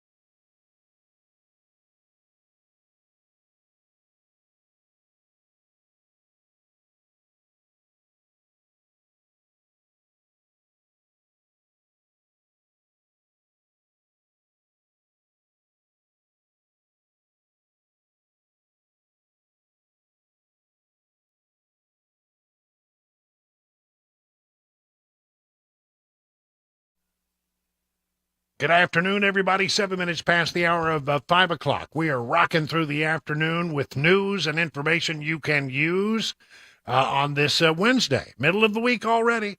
All right, so let's get this done. We got a lot of stuff to cover in this half hour. Notably, in Washington, there was a big hearing today involving the whistleblowers who have said that, they tried to conduct an investigation into Hunter Biden. They had everything they needed. They had a good, solid case. All of the career prosecutors and investigators believed that they had a good, strong, solid case. But somehow, time after time after time, as they kicked it up the line for final decisions, poof, they just evaporated. They just went away, gone. And it's maddening. These folks are so angry that they have put their careers on the line to talk about this. Now, normally, I would never play this much sound from a hearing, but this is such important stuff, such really, really important stuff, that I think you need to hear it. Now, one of the whistleblowers that came out today, we did not know who this person was. He was known as Whistleblower X. Turns out his name is Ziegler. And he is a Democrat, a prosecutor, an investigator, a Democrat, and he makes no bones about it. He's openly gay, married to a man, but he says, I just felt like what I was seeing was so wrong that I had to come forward. Here he is. I sit here before you not as a hero or a victim, but as a whistleblower compelled to disclose the truth. That said, in coming forward, I believe I'm risking my career, my reputation, and my casework outside of the investigation we are here to discuss. I ultimately made the decision to come forward after what I believe were multiple attempts at blowing the whistle at the Internal Revenue Service. No one should be above the law, regardless of your political affiliation. I've recently discovered that people are saying that I must be more credible because I'm a Democrat who happens to be married to a man. I'm no more credible than this man sitting next to me due to my sexual orientation or my political beliefs.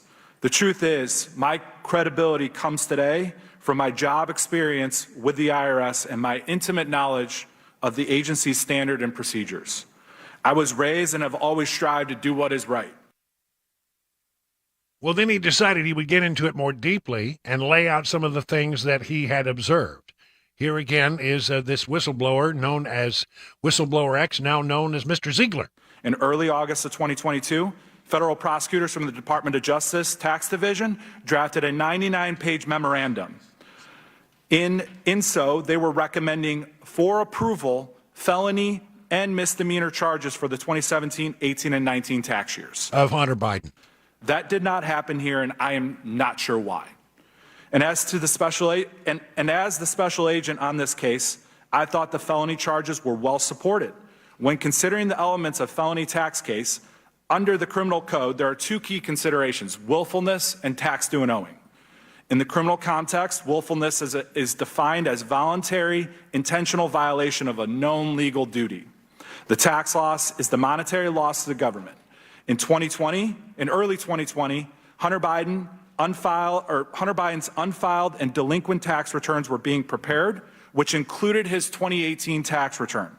During the 2020 time period, by Hunter Biden's own account, he was sober, newly married, and writing his memoir. Oh, really? Hunter Biden's accountants requested that he sign a representation letter stating that all the deductions were for business purposes and were being reported appropriately. Well, were they? Statements Hunter Biden made in his book completely contradicted what he was deducting as business deductions on his 2018 return.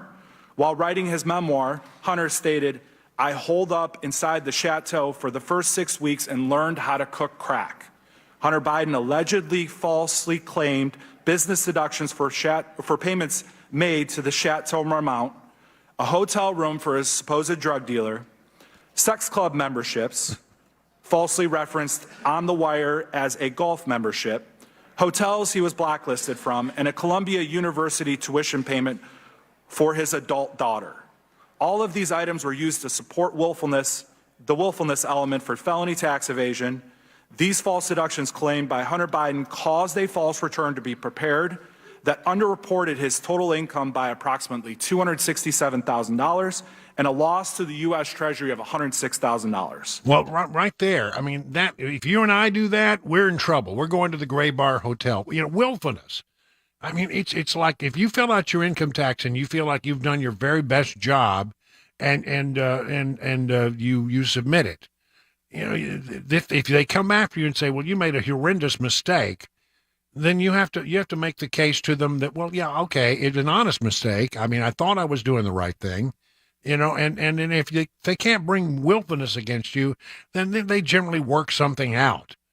But when they believe that you are willfully misleading, as he is laid out here, some of the things that he said in his book contradicted the things that he had said in the court. And therefore, it seems like that, you know, there was a lot of money still owed there. I don't think that if those same circumstances, if you or I had those same circumstances, I don't think we'd get a break.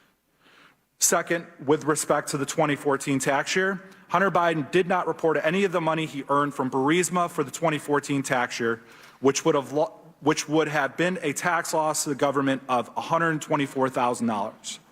According to my previous testimony, Hunter Biden did not report this income to the IRS or pay tax on this source of income. There is nothing that I see in the public documents as to the Department of Justice's action against Hunter Biden that indicate that Hunter Biden will be required to pay tax on this Burisma income from 2014 or amend his 2014 tax return. As the Department of Justice action against Hunter Biden, there is nothing that indicates Hunter Biden will be required to amend his false tax return for 2018. A false tax return that includes improper deductions for prostitutes, sex clubs, and his adult children's tuition. Again, perhaps when the plea agreement is released, it may provide us with a greater understanding. I do not want my colleagues at the IRS, FBI, and other federal law enforcement agencies to go through my frustrating journey and that of our team. I believe such a path will strengthen the public's confidence in their institutions and their fair and equal treatment of all Americans under the law. Thank you, and I look forward to the questions. Okay, so that's Joseph Ziegler, Whistleblower X.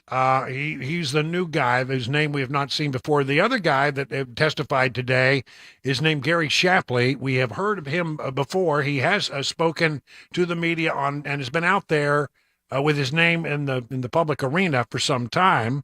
And he was the next person to give his sworn testimony. Handling the Hunter Biden tax investigation was very different from any other case in my 14 years at the IRS.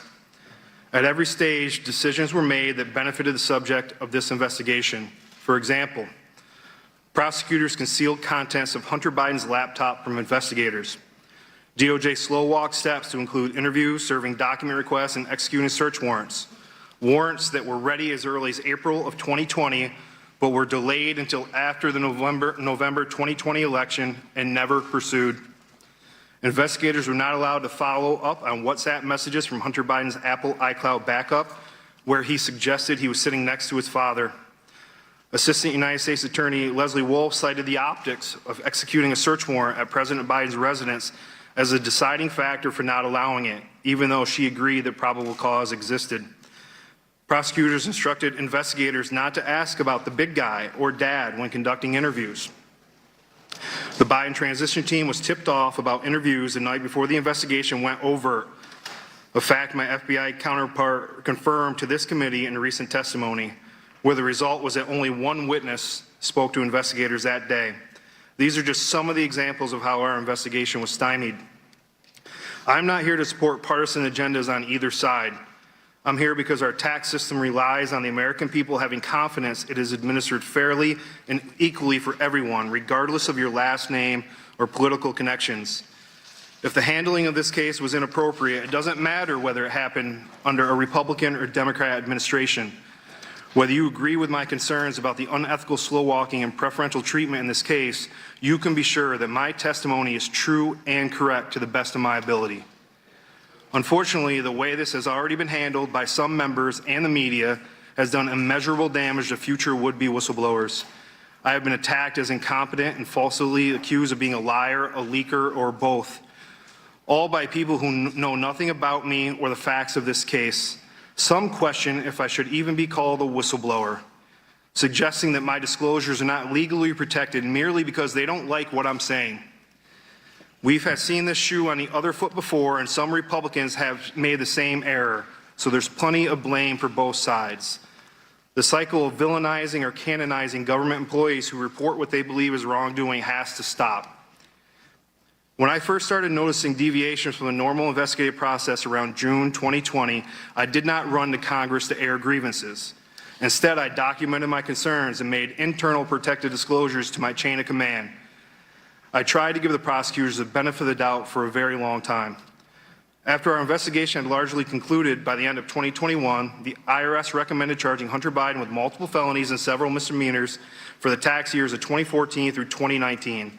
The Delaware Assistant United States Attorneys and Tax Division Trial Attorneys supported charging the felonies and misdemeanors listed in Exhibit 2 of my interview transcripts on page 44 and 45, which were officially referred to the Department of Justice Tax Division in February of 2022.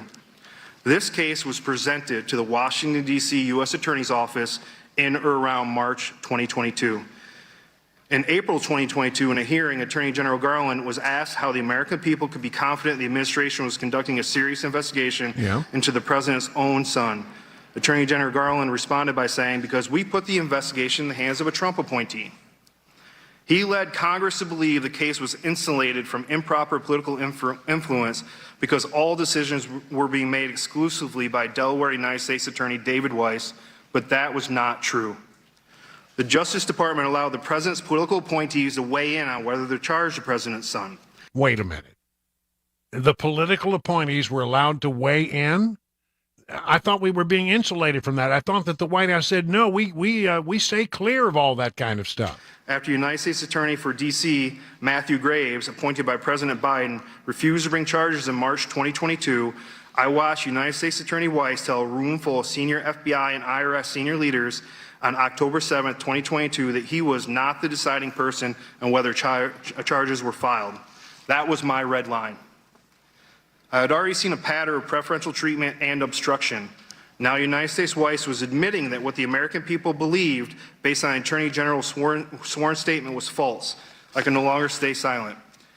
In November of 2022, the statute of limitations was set to expire for the 2014 and 2015 charges in D.C., which included the 2014 felonies for the attempt to evade or defeat tax and fraud or false statement regarding bereavement income earned by Hunter Biden in those years. The statute of limitations had been extended through a tolling agreement with Hunter Biden's defense counsel. Listen to this. And they were willing to extend it past November 2022. Weiss allowed those to expire. Prosecutors presented the 2017, 2018, and 2019 criminal tax charges to the Central District of California around September of 2022. They had an agreement with the people defending Hunter Biden, and they said, we have these felony charges in there, and they said, but they've expired. So we'll go ahead for purposes of this agreement, and we'll allow those we'll waive that they have expired. But they gave them an opportunity to come back and say, but if this expires again, maybe we'll just renew them. But they didn't. Only after President Biden's nominee, Martin Estrada, was confirmed. In January of this year, I learned Estrada had declined to bring the charges. For all intents and purposes, the case was dead with the exception of one gun charge that could be brought in Delaware. And yet, when Senator Chuck Grassley asked Attorney General Garland about the case in March 2023, Garland testified, the United States Attorney has been advised he has full authority to make those referrals you're talking about or to bring cases in other districts if he needs to do that. But he simply didn't, they simply didn't let this thing expire. If you look at it, he uses the word stymied. It's a great word to describe what was happening. Because each and every time they got a good case together and they sent it up the chain, somehow it got stymied. Somehow it got stomped on. Somehow it got sent back or gently ignored or sent to file 13. Or in the case of this latest thing, they said, well, we're gonna bring these felony charges. We got this all worked out in a plea agreement. But then they messed around and let the charges expire because of they had been too long in the statute of limitations. He got a slap on the wrist. And that's all. Well, he hasn't even gotten that yet, to be honest with you. We're still waiting to see what happens there. Listen, there's more I want to go into about this. We'll take a break and do commercials. It's on the other side of it, I'll talk to you a little bit more about some of the questions they got. 22 minutes past the hour of 5 o'clock.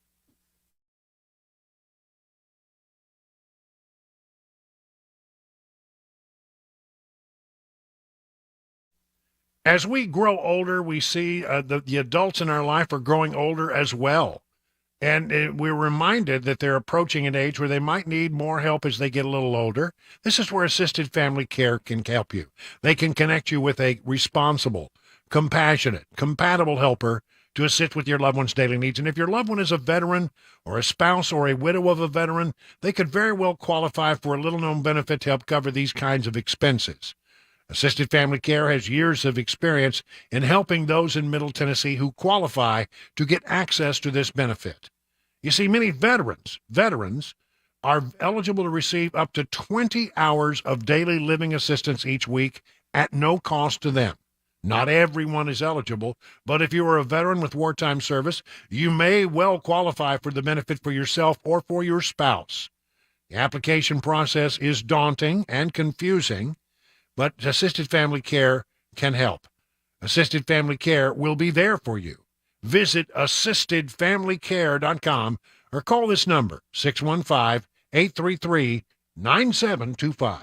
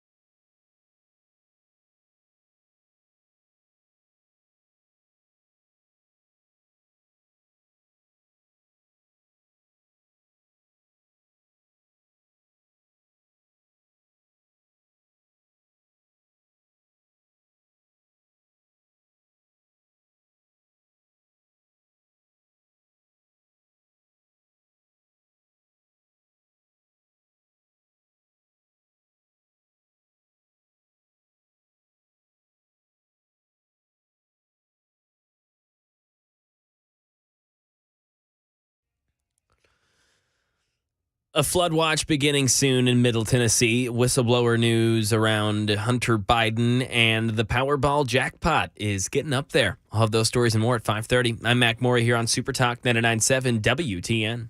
All right, we've been talking about this big whistleblower hearing, and yes, I've loaded you down with a lot of sound, but I thought it was important that you hear it because you can't sit through when you're at work. a 4 or 5 hour hearing. So I wanted to make sure you got a good dose of it.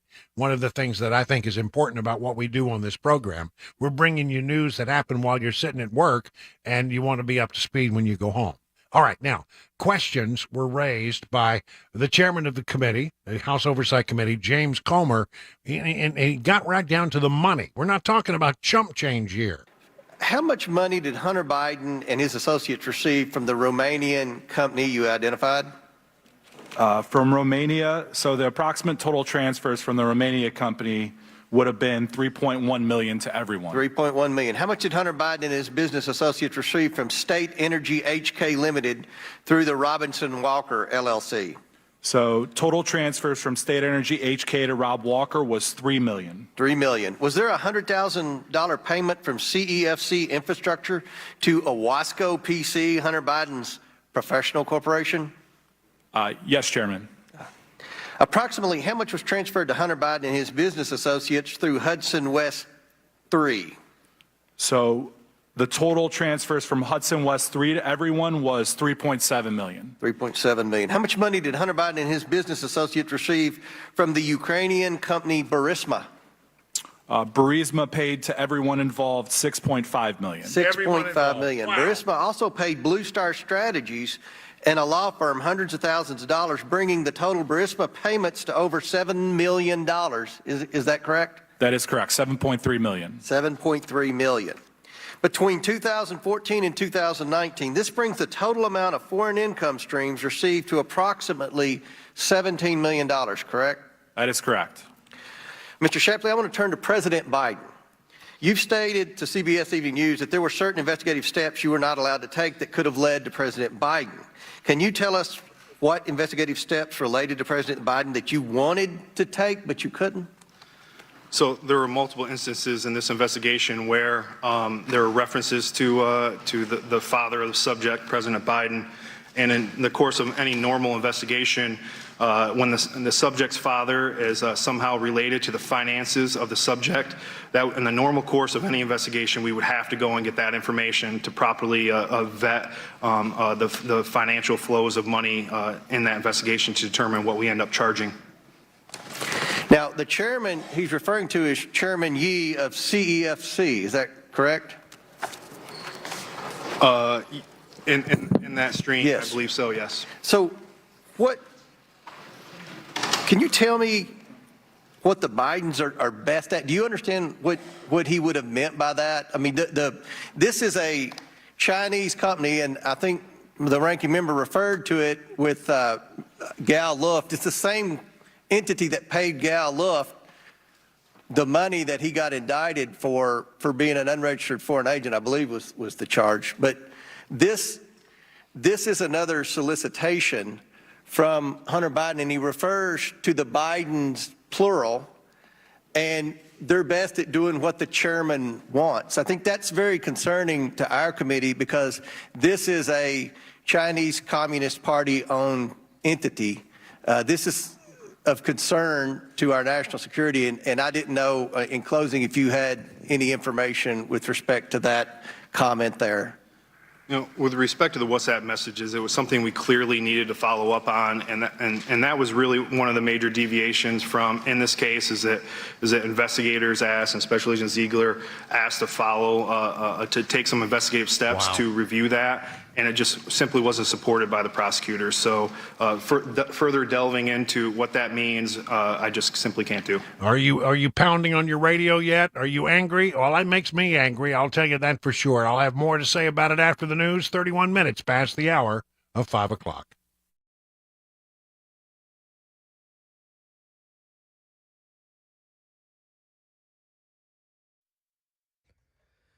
.531, I'm Mac Maury with your top stories right now. 79 degrees in Nashville and a chance of more storms and rain later tonight. Nothing severe expected in Middle Tennessee.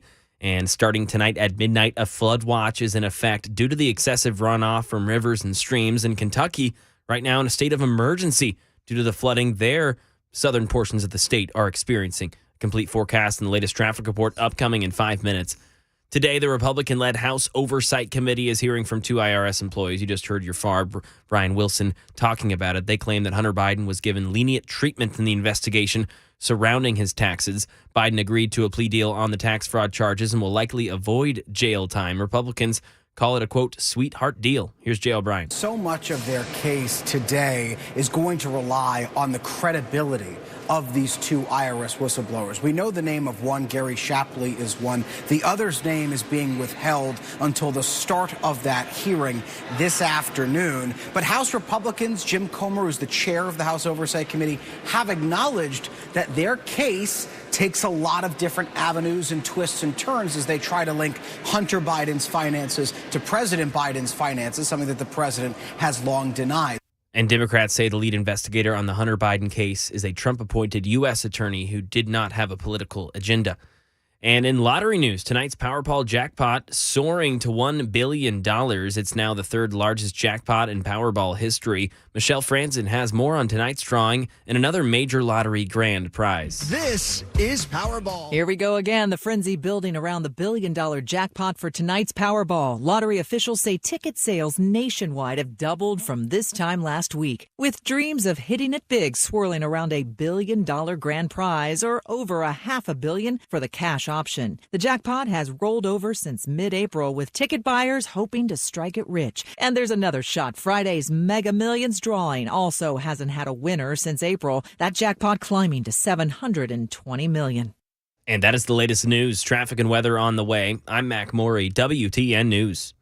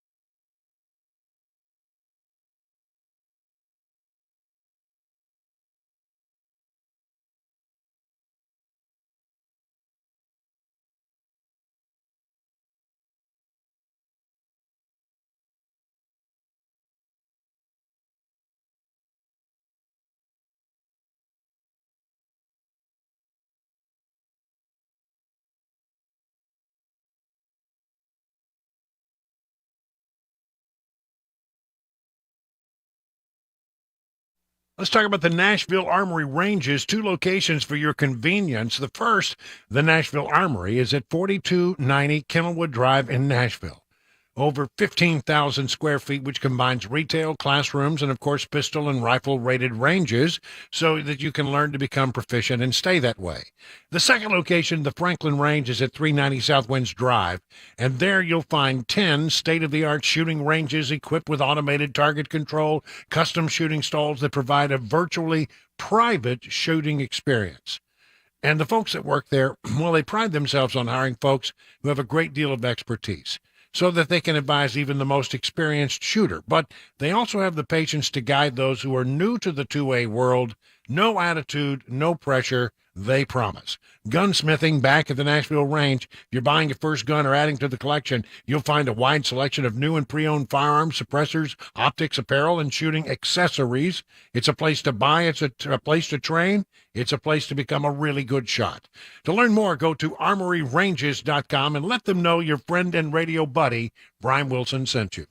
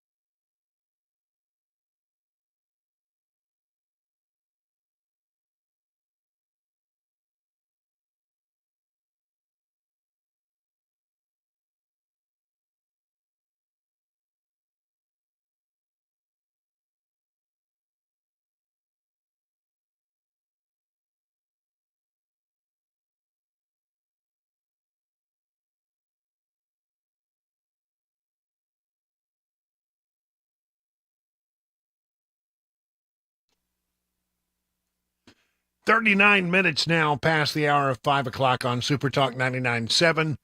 Listen, a little bit different approach to our show here today. We don't normally spend this much time on one topic, but I think the hearing today was just remarkable. Here you have two civil servants who work for the IRS. Their testimony has been backed up by a third person who is a whistleblower who did not appear today, who's an FBI agent. And he verified everything that and everything that they have said here in the way of how these investigations into Hunter Biden and the Biden family syndicate and the big guy and all the other things that were going on, the shell corporations, the whole 9 yards, they basically laid it out that, yeah, we found a lot of stuff. We felt like there was a good, strong case. We felt like there were felony cases. We kept sending them up the line, and they kept batting them back saying, no, not so much. We're not going to do that. And if they even wanted to investigate anything that involved the big guy, and there was a lot of reason to do that, given some of the emails that had been found on Hunter Biden's laptop. If they wanted to go after the big guy, they would send it up the line and they would say, no, we're not doing that at all. So it clearly shows that there is a two-tier system at place. Compare and contrast that with the treatment that Donald Trump has gotten, and I think you'll agree that this pretty much smells to high heaven. How will this go over with the American people?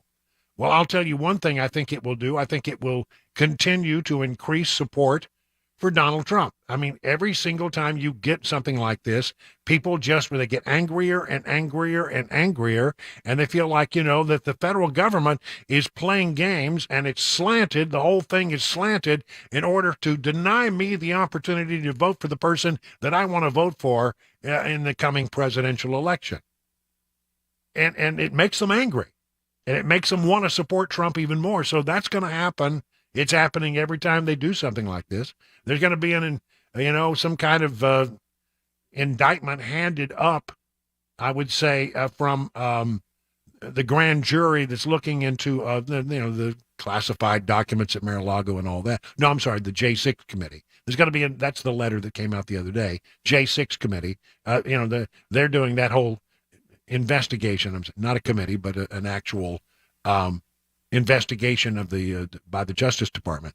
Did indeed Donald Trump have anything to do by trying to overthrow the government, which of course is ludicrous. And so that matter is, there's been a letter. He's a target. He's probably going to get indicted on that. That will only serve to make his support stronger. All right. So there's that. I think that's the end of that. But we're gonna watch this. I think it was a remarkable day. And if people are paying attention, and I hope that they are, you're going to see that this should outrage a great number of people. Speaking of Donald Trump and Joe Biden, let me just throw these stories out here real quick. 2024 stories. Almost half. Should I have the music? I should have the music. 2024 update. Yesterday we couldn't get the music to run. I don't know what was going on. It was malfunctioned. Seems fine now. Yeah, it seems fine now. Almost half of voters in a poll released Wednesday said that they would consider casting their ballot for a third-party presidential candidate in the 2024 election. The Quinnipiac poll found that 47% said they would consider voting for a third-party candidate, while another 47% said they would not. Independents, much more likely than Democrats or Republicans, to say that they would do so. They would consider voting for candidates not running under a major party banner. 64% of independents say they would consider a third-party ticket. Just 35% of Democrats and 38% of Republicans said the same. Well, that's sort of interesting, isn't it? With neither President Biden nor President Trump knocking it out of the park of favorability, almost half the country would consider another option, says Tim Malloy, a Quinnipiac University polling analyst, in a press release. No specific name for the candidate, no specific designation for the party, but it's a vivid indication that for many voters, the status quo is a no-go. I think there are those people out there, and I think they are moderates who say, okay, a pox on all your houses. I'm just fed up with everybody. If you're currently an elected official, I'm going to vote for somebody else. I'm looking for another option. I'm looking for another way. I don't like the options that I have. Okay. How that plays out and who that third-party person might be, Joe Manchin. A lot of people think it might be Joe Manchin. We'll see if that happens or not. But isn't that interesting? About half of Americans, roughly, say they would consider a third-party presidential candidate. If they found somebody that caught fire, it could really be an interesting election. Hard to predict. Biden has decided that, I love this story from Breitbart. Biden salutes his family values and names his Wilmington home as his 2024 campaign headquarters. Of course he did. He's going to be right there in the basement. Let's see here. Because Delaware, he says, is steeped in his family values. My family values, my eternal optimism, my unwavering belief in the middle class as our nation backbone comes from my home in Delaware. That's why there's no better place for our reelection campaign to have its headquarters. Mainly because I don't have to go very far. I'm weak and I'm feeble and I fall down a lot. So maybe I can just make it downstairs to the campaign headquarters rather than have to actually go anywhere or do anything he did not say. I said that. And yet another example, Breitbart, let's see, there we go. The headquarters will mark a departure from Biden's choice of Philadelphia for his 2020 campaign headquarters, but because of the pandemic, the now president helmed a significant portion of that from Wilmington. So now they're just embracing Wilmington. See, I think this is another sign. He's not serious, that he understands that his support is not all that strong. And I honestly, I can't tell you how all of it's going to play out. I think there's a really good chance the Republican nominee will be Donald Trump because his numbers haven't wavered. They've only gotten stronger. Throw whatever you will at him. He continues to get stronger and stronger and stronger and stronger. But Joe Biden, you know, his support is a mile wide and an inch deep. And people are just dying for some kind of option. I don't think Biden's going to be the nominee. I don't think Kamala's going to be the nominee. I don't know how they're going to finesse it. I can't tell you what's going to happen, but I can tell you this. Democrats are worried that Biden is too weak for it, and this just feeds into that. Yeah, we're gonna do a bunker. We're not even going to do a rose garden strategy. We're going to do a Delaware strategy where I literally never leave the house. I just set up a good internet connection and a camera and go to it. Sounds like somebody else I know. Anyway, reports suggested some advisors believe that Wilmington's home would make a recruitment harder, with younger campaigns not eager to spend a year in the sleepy small town of Wilmington. I've been to Wilmington. I can tell you that it is a sleepy, small little town. Other advisors reportedly wanted the headquarters in Philadelphia like it was in 2020, but as you say, they lost out. He's going to go up to Delaware. He's going to go to the house in Wilmington. He's going to come out of his bedroom, walk down a small flight of stairs to the lower level of that home, and he's not going to go anywhere. He's not going to fly anywhere. And I think that it sort of suggests, we keep hearing, where's the campaign that he's building? Where is his apparatus? Where is his campaign staff? Where does it exist? You know, there's like 2 or 3 people working on the campaign right now, which again tells me he's not serious about it, or, he's just waiting until later in the game. But I think it says that he's vulnerable and he knows he's vulnerable.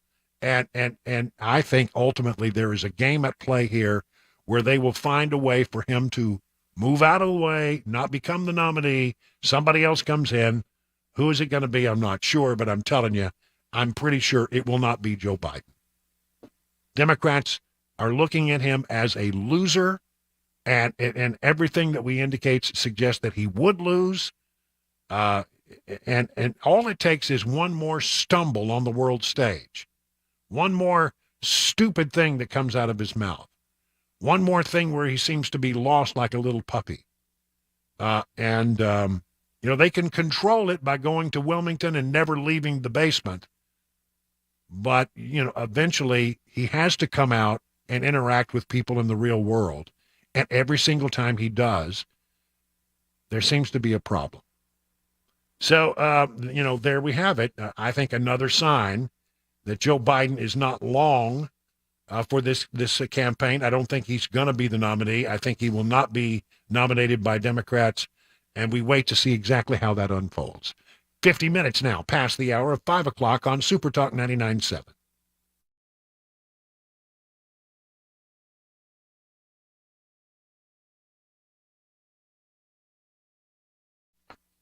The Wellness Institute of Nashville, let me give you the number because it starts with a phone call. No matter what, you got to start with a phone call. 615-246-5009.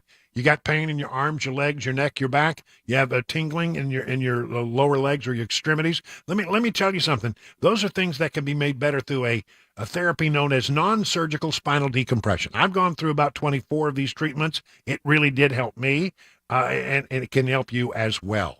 And you should really think about taking advantage of the 2023 special. Cost you $20, $30 for your first appointment if you're a new patient. You get an exam, a consultation, x-rays if needed. Bring in an MRI if you got one, no problem there. Then you'll sit down with Dr. Mitchell, go over your condition, and set up your custom healing recovery plan, which will be discounted by 50%. You get started again with a phone call, 615-246-5009. Dr. Kevin Mitchell and Dr. Ashley Mitchell now offer the first of its kind KT machine. This is pretty cool. It's like spinal decompression that we talked about, but it's aimed at working on your knee. The device elongates gently your joint and the knee and allows the meniscus and the cartilage to receive the healing therapy without the need for surgery or painkillers. Listen, find out more about all the things they can do for you at the Wellness Institute of Nashville, 615-246-5009. Learn more at painisbad.com. If you have a 401k at work, chances are you've seen something called a target date fund. Now, the idea behind a target date fund is if you're going to retire in a specific year, let's say 2030, all you do is put all your money in that fund. You don't even have to think about it. Set it and forget it is the idea. Now, one of the things that I warn people about regarding these types of funds is many times they're not nearly as diversified as you think. When we look at investing, when we look at diversification, we want to own really small companies, really large companies, really growth-oriented, really value-oriented companies, and diversify between these different market areas. Target date funds tend to focus more attention down here for a really basic reason. It sells better. Because you're investing in very big, well-known U.S. companies, what happens is investors tend to like to look like the market, as we say. And the problem, though, is when we do that is we can go very long periods of time. 1966 through 1982 is one example. More recently, 2000 through 2012, where large U.S. stocks had no return, where other market segments actually did quite well. So one of the things that happens is when we invest in a target date fund, we may be overly concentrated and have more risk than we really realize. So if you want to learn more about our approach to investing and financial planning and how we educate investors, go to paulwinkler.com and set up a free 15-minute phone call, or you can call 615-851-1950.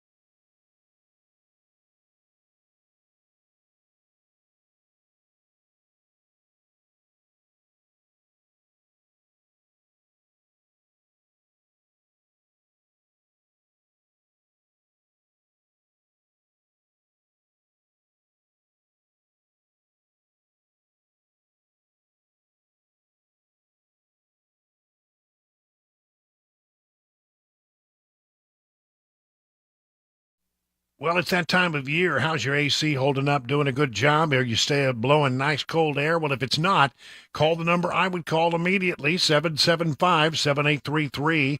That's the number to Busy Bee. They will buzz over to your hive and they'll get you up and running, and they'll give you all the options. So they think, here's what it takes to fix it, and yeah, it makes good sense to fix it. Or they'll say, all right, here's what it takes to fix it, but it may not last very long because it's 20 years old. Maybe you want to replace it. Well, if that's where you are, no better a place to turn to for replacement of HVAC or plumbing systems than the folks over at Busy Bee.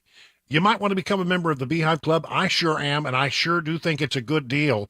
You'll get 3 thorough maintenance services on your systems, one aimed at heating, one aimed at cooling, one aimed at plumbing. No overtime charges 24/7, 10% off all repairs.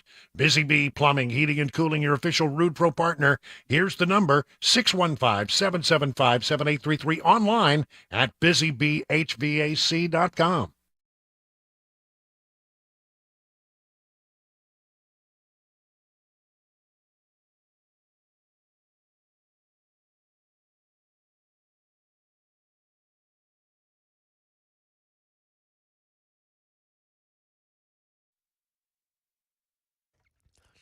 Six o'clock, I'm Mac Maury with your top stories. About 80 degrees in Nashville, and could see some more rain and thunderstorms sporadically across the mid-state tonight. Most of Middle Tennessee in a flood watch going in effect from midnight tonight through tomorrow morning because of the rain. Forecast latest traffic report upcoming. And a state of emergency in Kentucky because of that rain. Governor Andy Beshear declared the emergency today because of the mass flooding in southern portions of the state. Channel 4 spoke to water rescue teams that began working at 5 a.m. this morning in Mayfield, Kentucky, an area that was hit with a tornado under a year and a half ago. It's tough to recover from the tornado, and we're doing a good job of it. I'm so proud of the people that live here.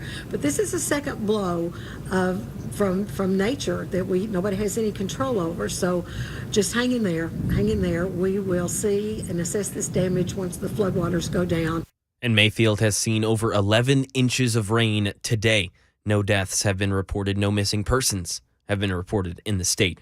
Over in the nation's capital, President Biden meeting with his competition council today, focusing on so-called junk fees in the housing rental market. The Biden administration worked with 3 housing sites, Zillow, Apartments.com, and AffordableHousing.com, to make additional costs like rental application fees and convenience fees more transparent to renters. Here's Karen Travers. President Biden touted his economic agenda, saying his policies and strategy are working and pointing to easing inflation and strong jobs numbers. At a meeting of his competition council, the president highlighted the work his administration is doing to help consumers get greater transparency when they rent apartments, buy plane tickets or concert tickets, book hotel rooms, or sign up for health care. Folks are tired of being played for suckers.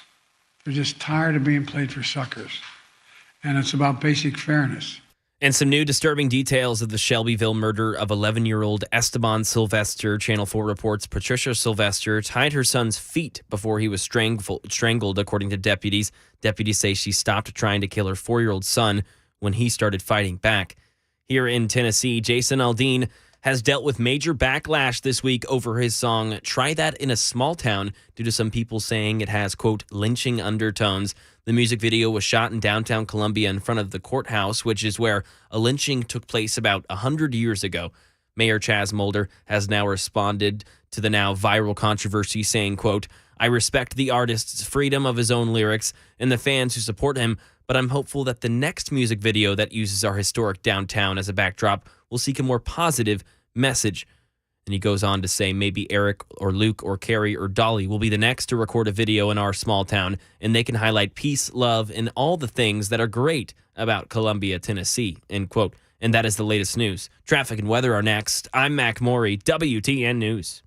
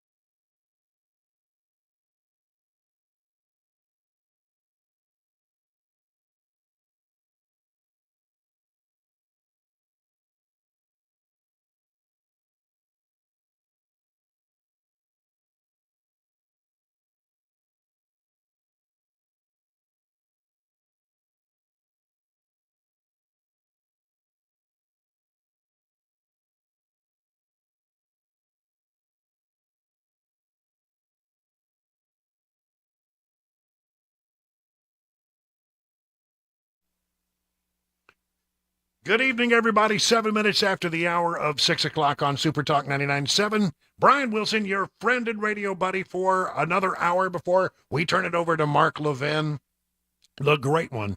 But I tell you what we've got. We got a great audience. We have a phenomenal audience that is very dedicated to this radio station, and they help us out and help us, set the world straight. And so we're going to open up the phone lines now here at 615-737-9986, and we're going to talk about this Jason Aldean song. This has got me a little riled up. If you don't know the controversy, Jason Aldean put out a song called Small Town, and apparently some people in the liberal, there is a liberal elite within country music here in Nashville. And, the liberal artists who sort of are now, becoming more a part of what country music's all about are looking at things like this, and they're taking umbrage. They are, and it's unfair. They're somehow suggesting that this song about small town America is inappropriate. So that you have a frame of reference, here is a pretty good dose of Jason Aldean's Small Town.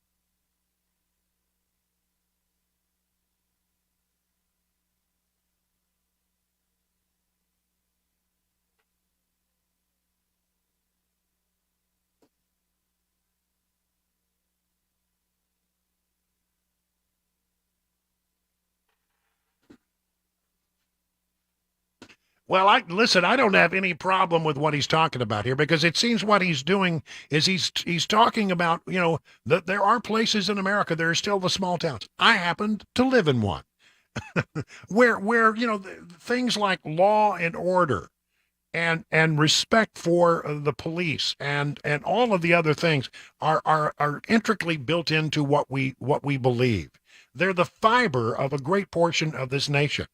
And for some reason, Sheryl Crow got her back up on this song and said, well, you really shouldn't do that, because it sort of suggests that, that violence will be used. Well, I don't think that's that's not exactly what the lyrics are. And then there's a whole nother controversy that has to do with the fact that they apparently shot one part of the video in front of the Columbia Courthouse here in our area. And there was, 100 years ago or something, there was a lynching there. And they're saying, it supports lynching. No, it doesn't.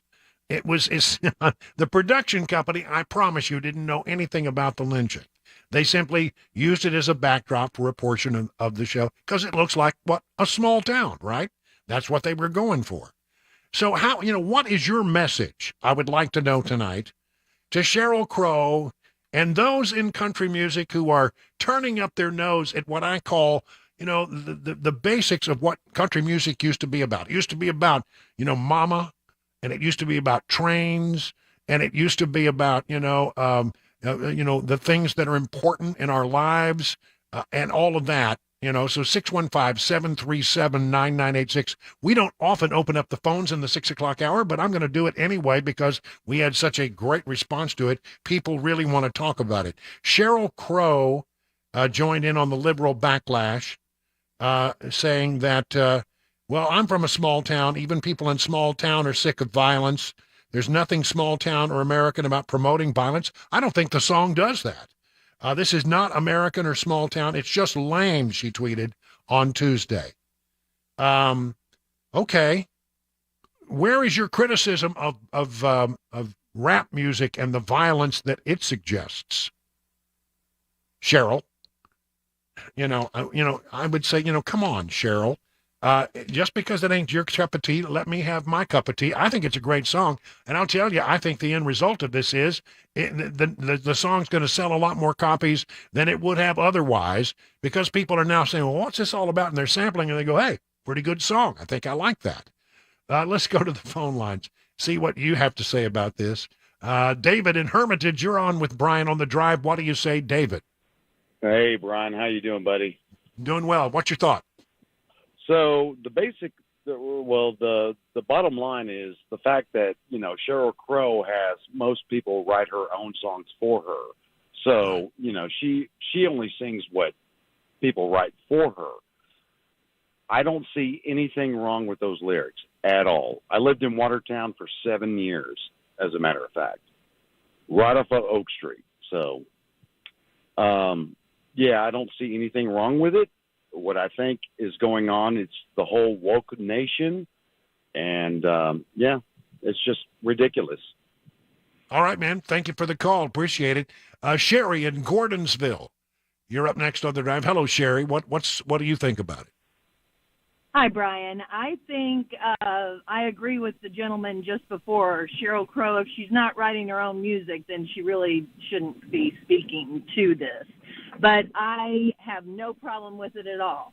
My little town of Gordonsville is a beautiful little town, and we have each other's backs, no matter your creed, color, your stature in life. It does not matter. We cover each other. So I love his song.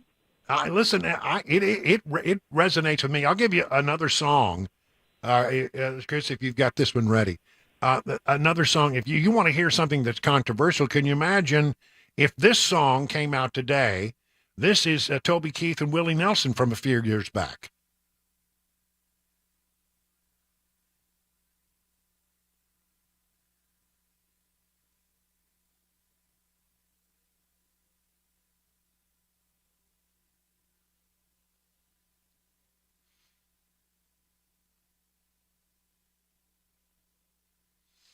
Yeah, that's right. Whiskey for my men and beer for my horses. By well-known conservative activist Willie Nelson? No, I don't think so. Where if this song came out today, Sheryl Crow would lose her mind. She would absolutely lose her mind. Jennifer in Hermitage, you're up next on the drive. What do you say about this Jason Aldean controversy, Jennifer? Well, I feel like they're looking to make everything racist. Everything is awful. Jason Aldean has freedom of speech just like the liberals. Mm-hmm. He doesn't speak for all Tennesseans. I'm born and raised in Tennessee. I totally agree with everything in his song. It's not racist. And I would also say, what about rap music that promotes drugs, violence, sexual abuse against women, degrades women? If we're going to talk about music, then let's talk about all music. Yeah. Why are you aiming? Well, what did Jason Aldean do to you that you can't, that this is the worst that you find out there, Sheryl? The sad part of this, I really like some of Sheryl Crow's music. I tried in the early going on here to say, if I like somebody's music, I was going to play it because I enjoyed the music. I love their art. And I didn't really care what their positions are, but I'm not sure I can go there, and listen to Sheryl Crow. I mean, beautifully arranged, impeccably produced music that she puts out is always pretty good, and I always find it's got a good hook. And I like my Sheryl Crow, or I have, but this makes me stop and think, really, Sheryl, is this what you're all about now? Picking on somebody within your own industry who is just writing a song about life in a small town? I just can't be there with you on that, I can't. And I think it's going to backfire on her. John, out on the road. John, you're on with Brian on the drive. What do you say? Hey, Brian, love your show. Listen every day on my way home from work. I'm a worker guy. It's a bunch of BS. It is an absolute bunch of BS. The song's fine. 30 years ago, Brian, Nashville was a small town. I mean, when I first got here in 79, we weren't all that. We were country. We were country. Sheryl kind of came in and out late in the game, So she was woke way early. And, we still loved her music, and we all hung out, and all she wanted to do was have some fun, and and now she's taking a shot at Jason Aldean for a perfectly good song about small town America, which is what we do. It's how we live. We live that way. We think that way. You moved here probably partly because of the job, but also because you love this place. You love your little spot up there on the, up off 70 out there in the woods. In Watertown, right. Yeah. It's what our country is about. Not everything's about what goes on in these studios. And if you're talking about, and you brought it up, and I'm going to bring it up, the black thug music that's out there that disrespects women, uses awful language in there, and those kids emulate that. They see that, they live it, and you expect a different result. Yeah, okay, let's raise some hell about that. How about raising some hell about that, Sheryl Crow? I think we should. I don't. All right, listen, John, I can tell you're all fired up. Thank you so much, though, for weighing in.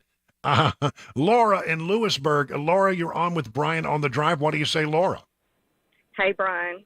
My first thing is, what's Sheryl Crow done lately anyway? Just asking. Secondly, I'd like to tell Sheryl Crow to take her and her wokey folk and stop looking for trouble where there ain't none. There is something going on in Music City where there are people now at the highest levels of producing and getting these songs out for, I guess you don't put them out as records much anymore. You put them out as downloads. But, managing all of that stuff that really has taken over the city that has a very liberal bent in some places. Not all, but in some places. And it seems like, I hear stories. I got friends in the industry.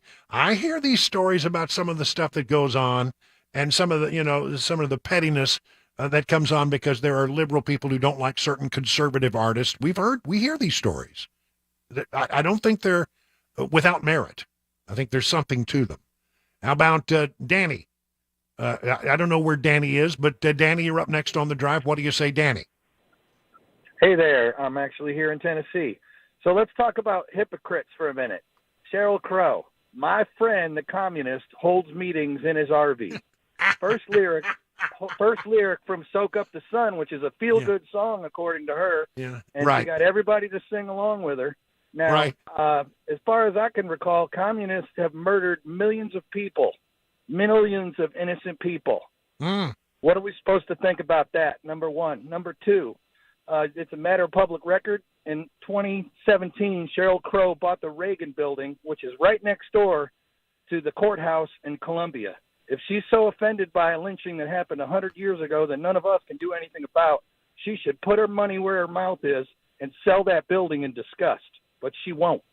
Haven't heard that one. Thank you. We'll look into that. Thank you very much, Danny. Thank you. I'll look it up. We appreciate that. Wow, I think I want to go with some more of this, Chris. People are wound up about this. We'll take a commercial break, do one quick commercial or a few, and then we'll be back to kick more of your calls, 615-737-9986.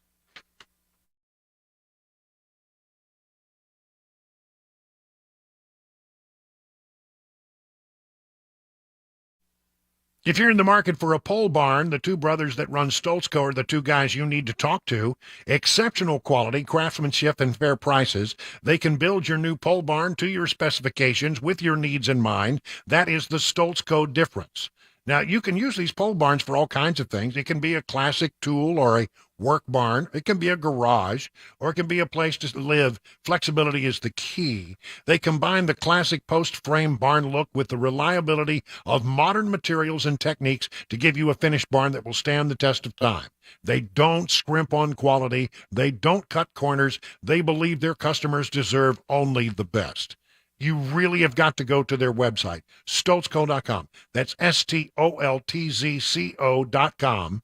And tell them that friend and radio buddy called. You can call them at this number, 615-622-5992.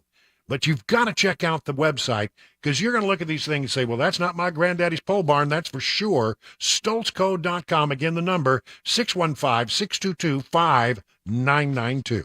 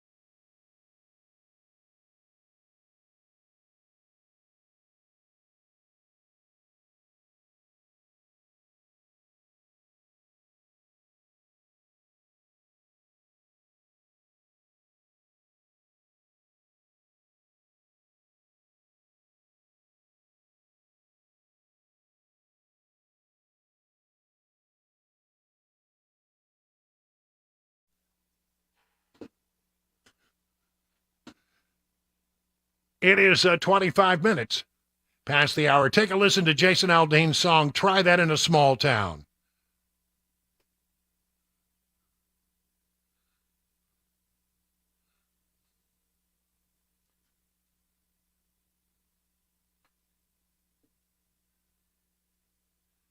A lot of people in liberal Music City circles are throwing rocks at this song, saying, well, it's inappropriate. It suggests that violence is the answer.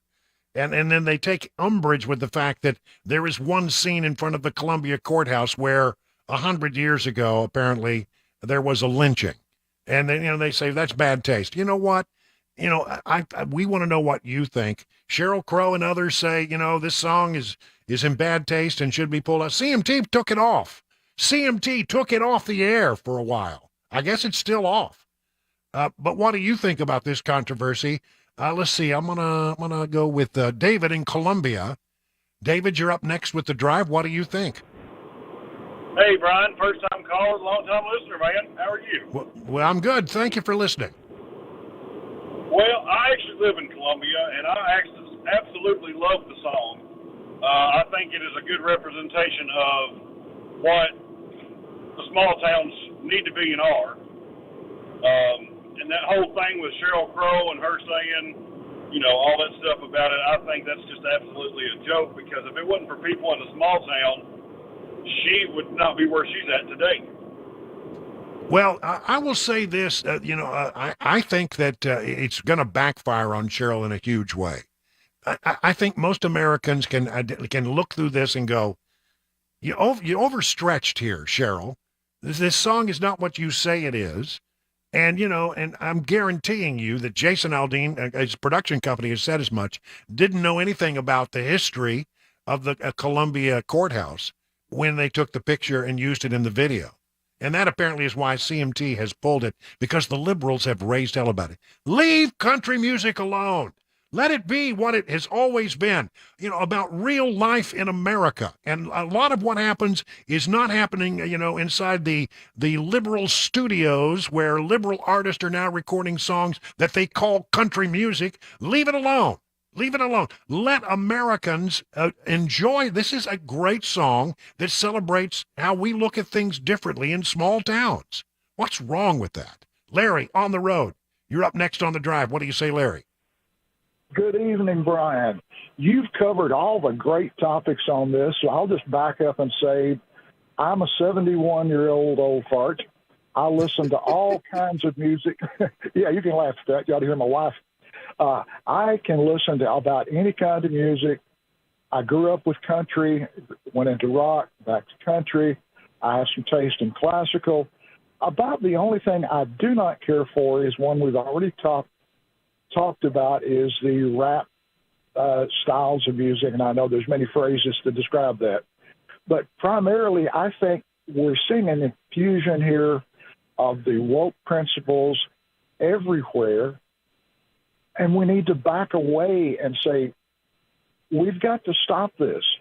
The country cannot put up with this if we have an elite group controlling our entertainment, which we've almost got now anyway. Yeah, I know.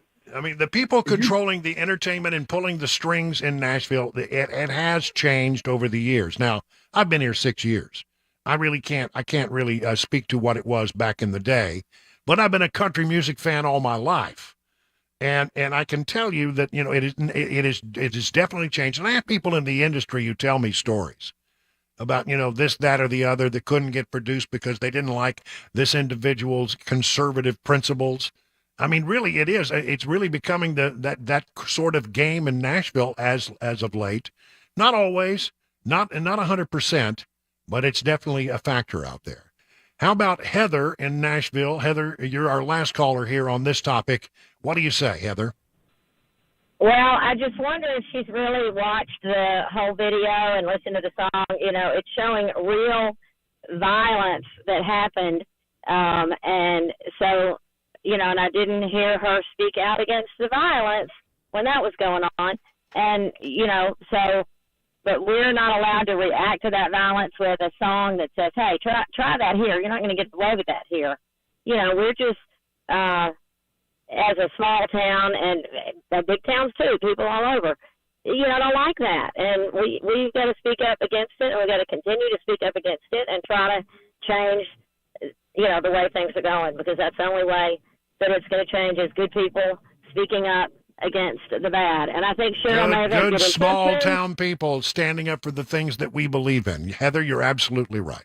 Thank you so much for the call. We're out of time, 6:30 on Super Talk 99.7. Time for the news.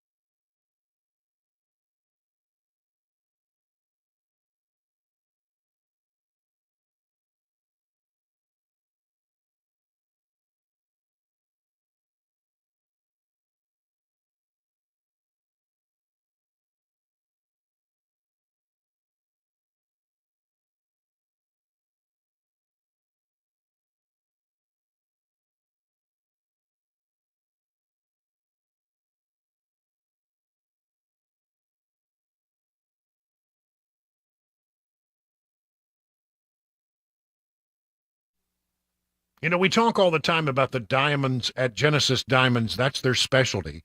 Diamonds are not a side business for Genesis. It's the core of who and what they are.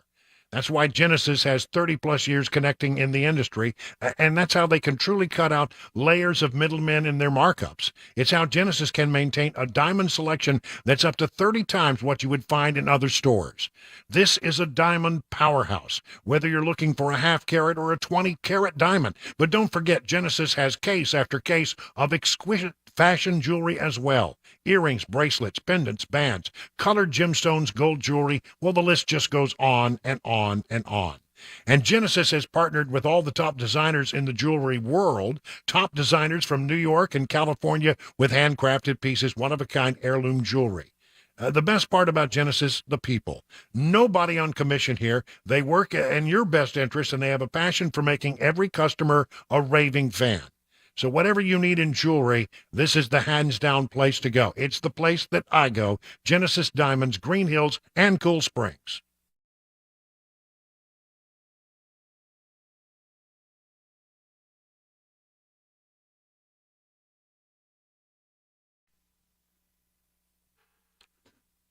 "37 minutes now past the hour of 6 o'clock. Super Talk 99.7. Brian Wilson in the chair and on the air.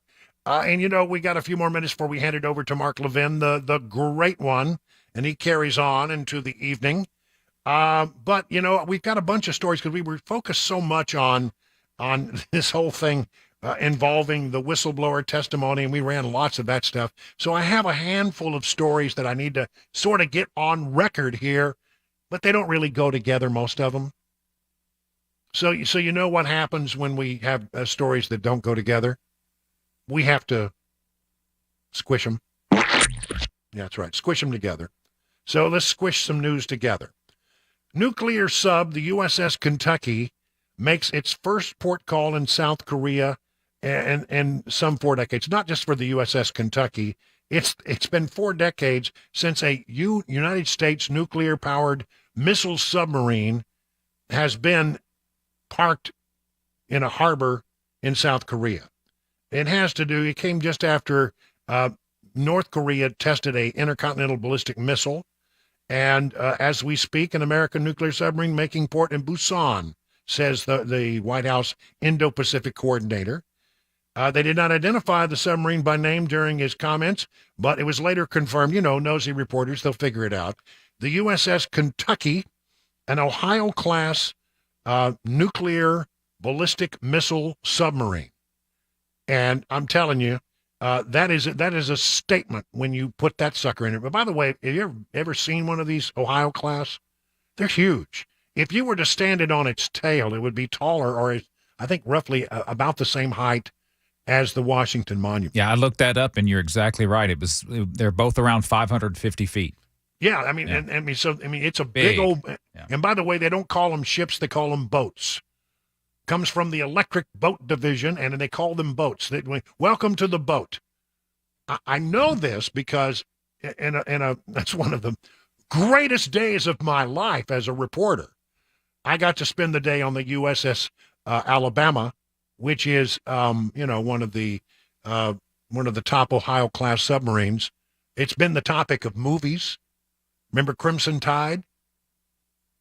Yeah, you remember that.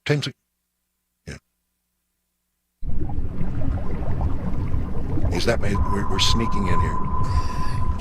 Gene Hackman was the captain.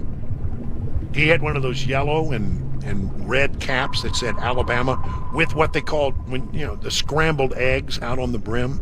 Oh yeah. The braiding out there.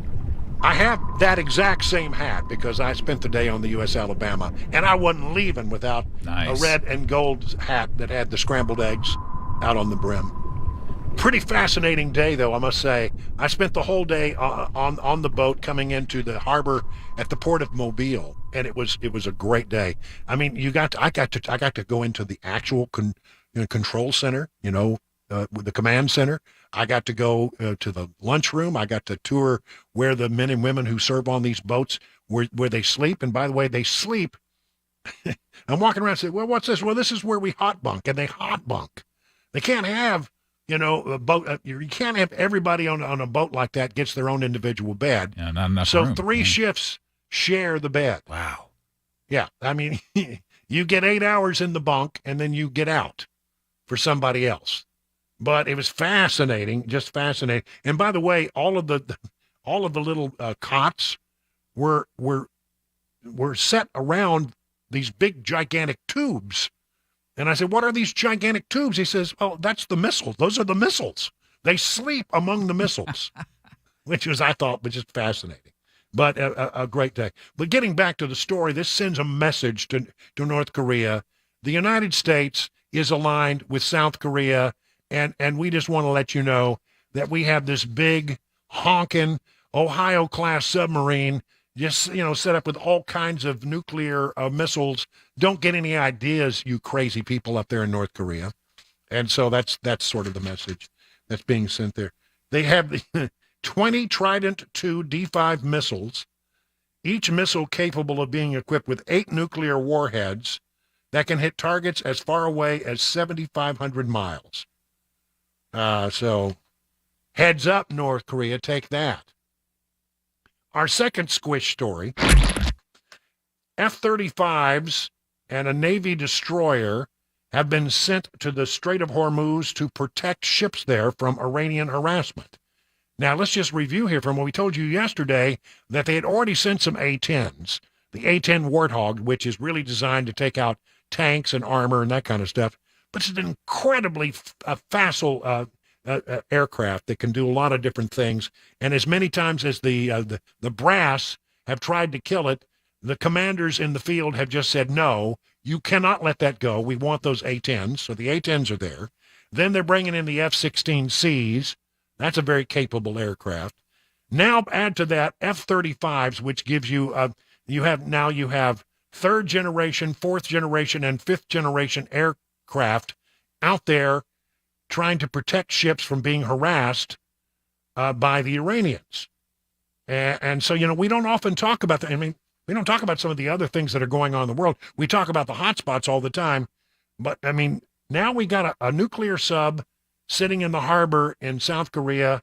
We're sending F-35s, F-16s, Navy destroyers, A-10s to the Strait of Hormuz, which is a very economically sensitive passageway in that part of the world.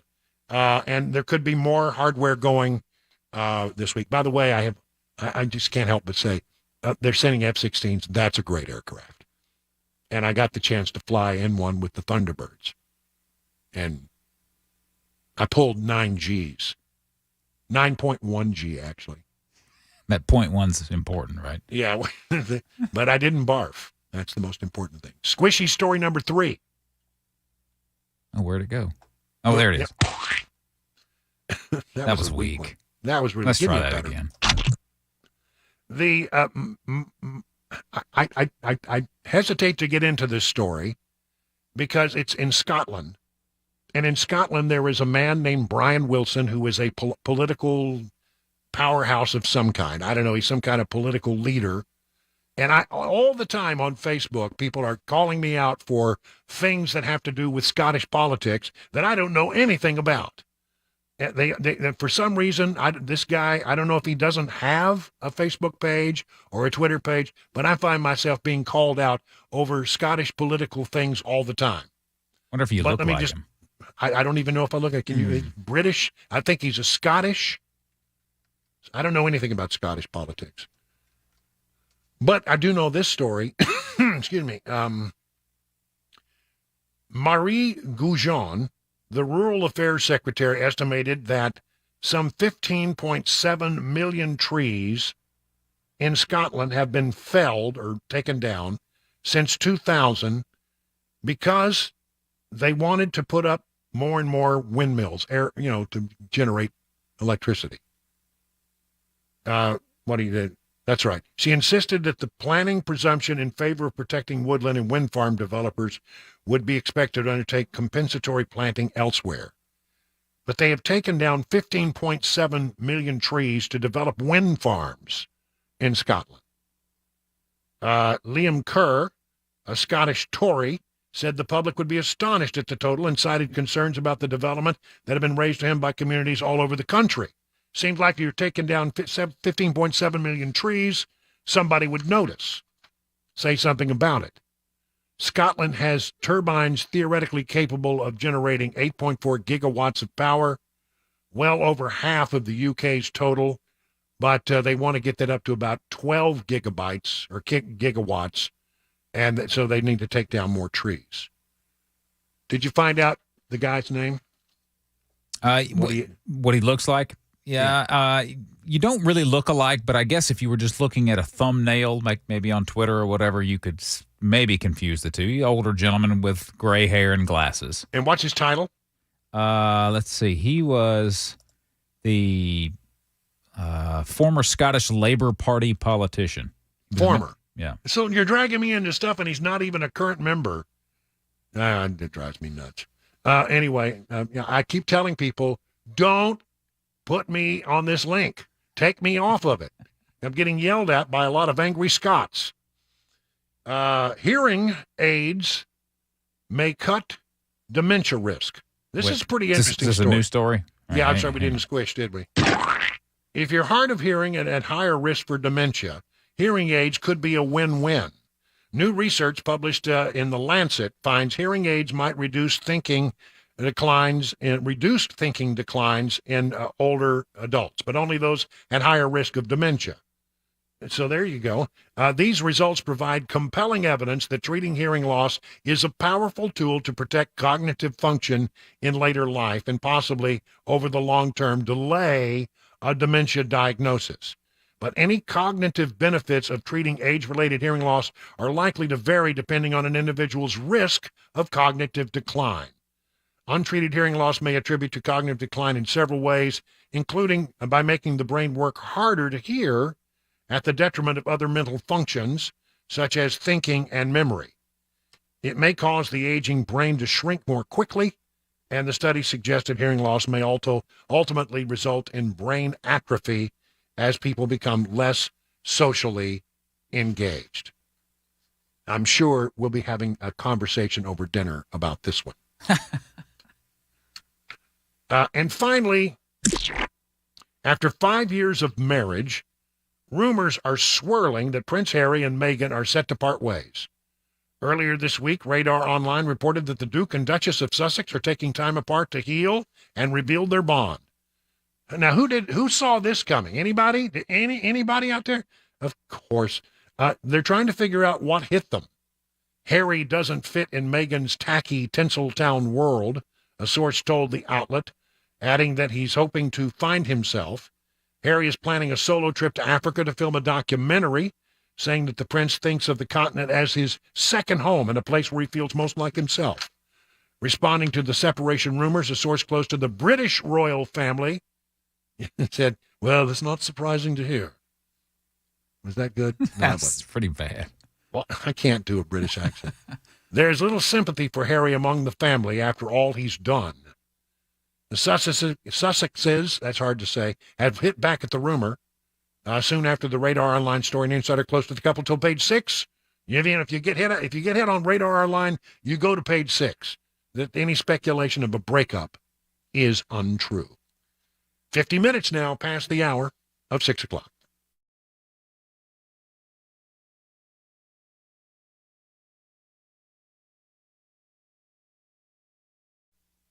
Grace Point Healthcare delivers medicine affordably with a menu-style transparent pricing so you'll know how much it costs before the care is delivered. Smart Care plans start at $69 a month. You get unlimited office visits, free basic labs for the entire year, and because they treat the whole family, even newborns, they offer family plans as well. You marry that with a high-deductible insurance plan that you may have, and you could ultimately save you and your family hundreds of dollars. At Grace Point, they take their time with each patient. They see you the same or next day. There are no long wait times or crowded wait rooms. They treat naturally whenever possible. It is a military vet-owned practice. Just some of the reasons why it's been voted the best primary care provider by Toast of Music City year after year after year.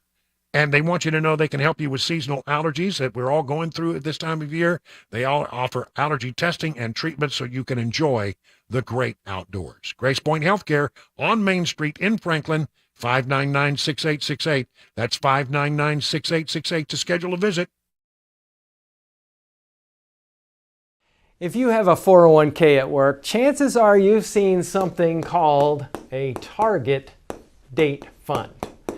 Now, the idea behind a target date fund is if you're going to retire in a specific year, let's say 2030, all you do is put all your money in that fund. You don't even have to think about it. Set it and forget it is the idea. Now, one of the things that I warn people about regarding these types of funds is many times they're not nearly as diversified as you think.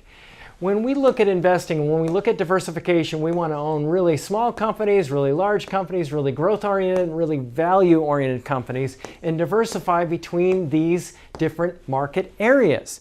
Target date funds tend to focus more attention down here for a really basic reason. It sells better. Because you're investing in very big, well-known U.S. companies, what happens is investors tend to like to look like the market, as we say. And the problem, though, is when we do that is we can go very long periods of time. 1966 through 1982 is one example. More recently, 2000 through 2012, where large U.S. stocks had no return, where other market segments actually did quite well. So one of the things that happens is when we invest in a target date fund, we may be overly concentrated and have more risk than we really realize. So if you want to learn more about our approach to investing and financial planning and how we educate investors, go to paulwinkler.com and set up a free 15-minute phone call, or you can call 615-851-1950.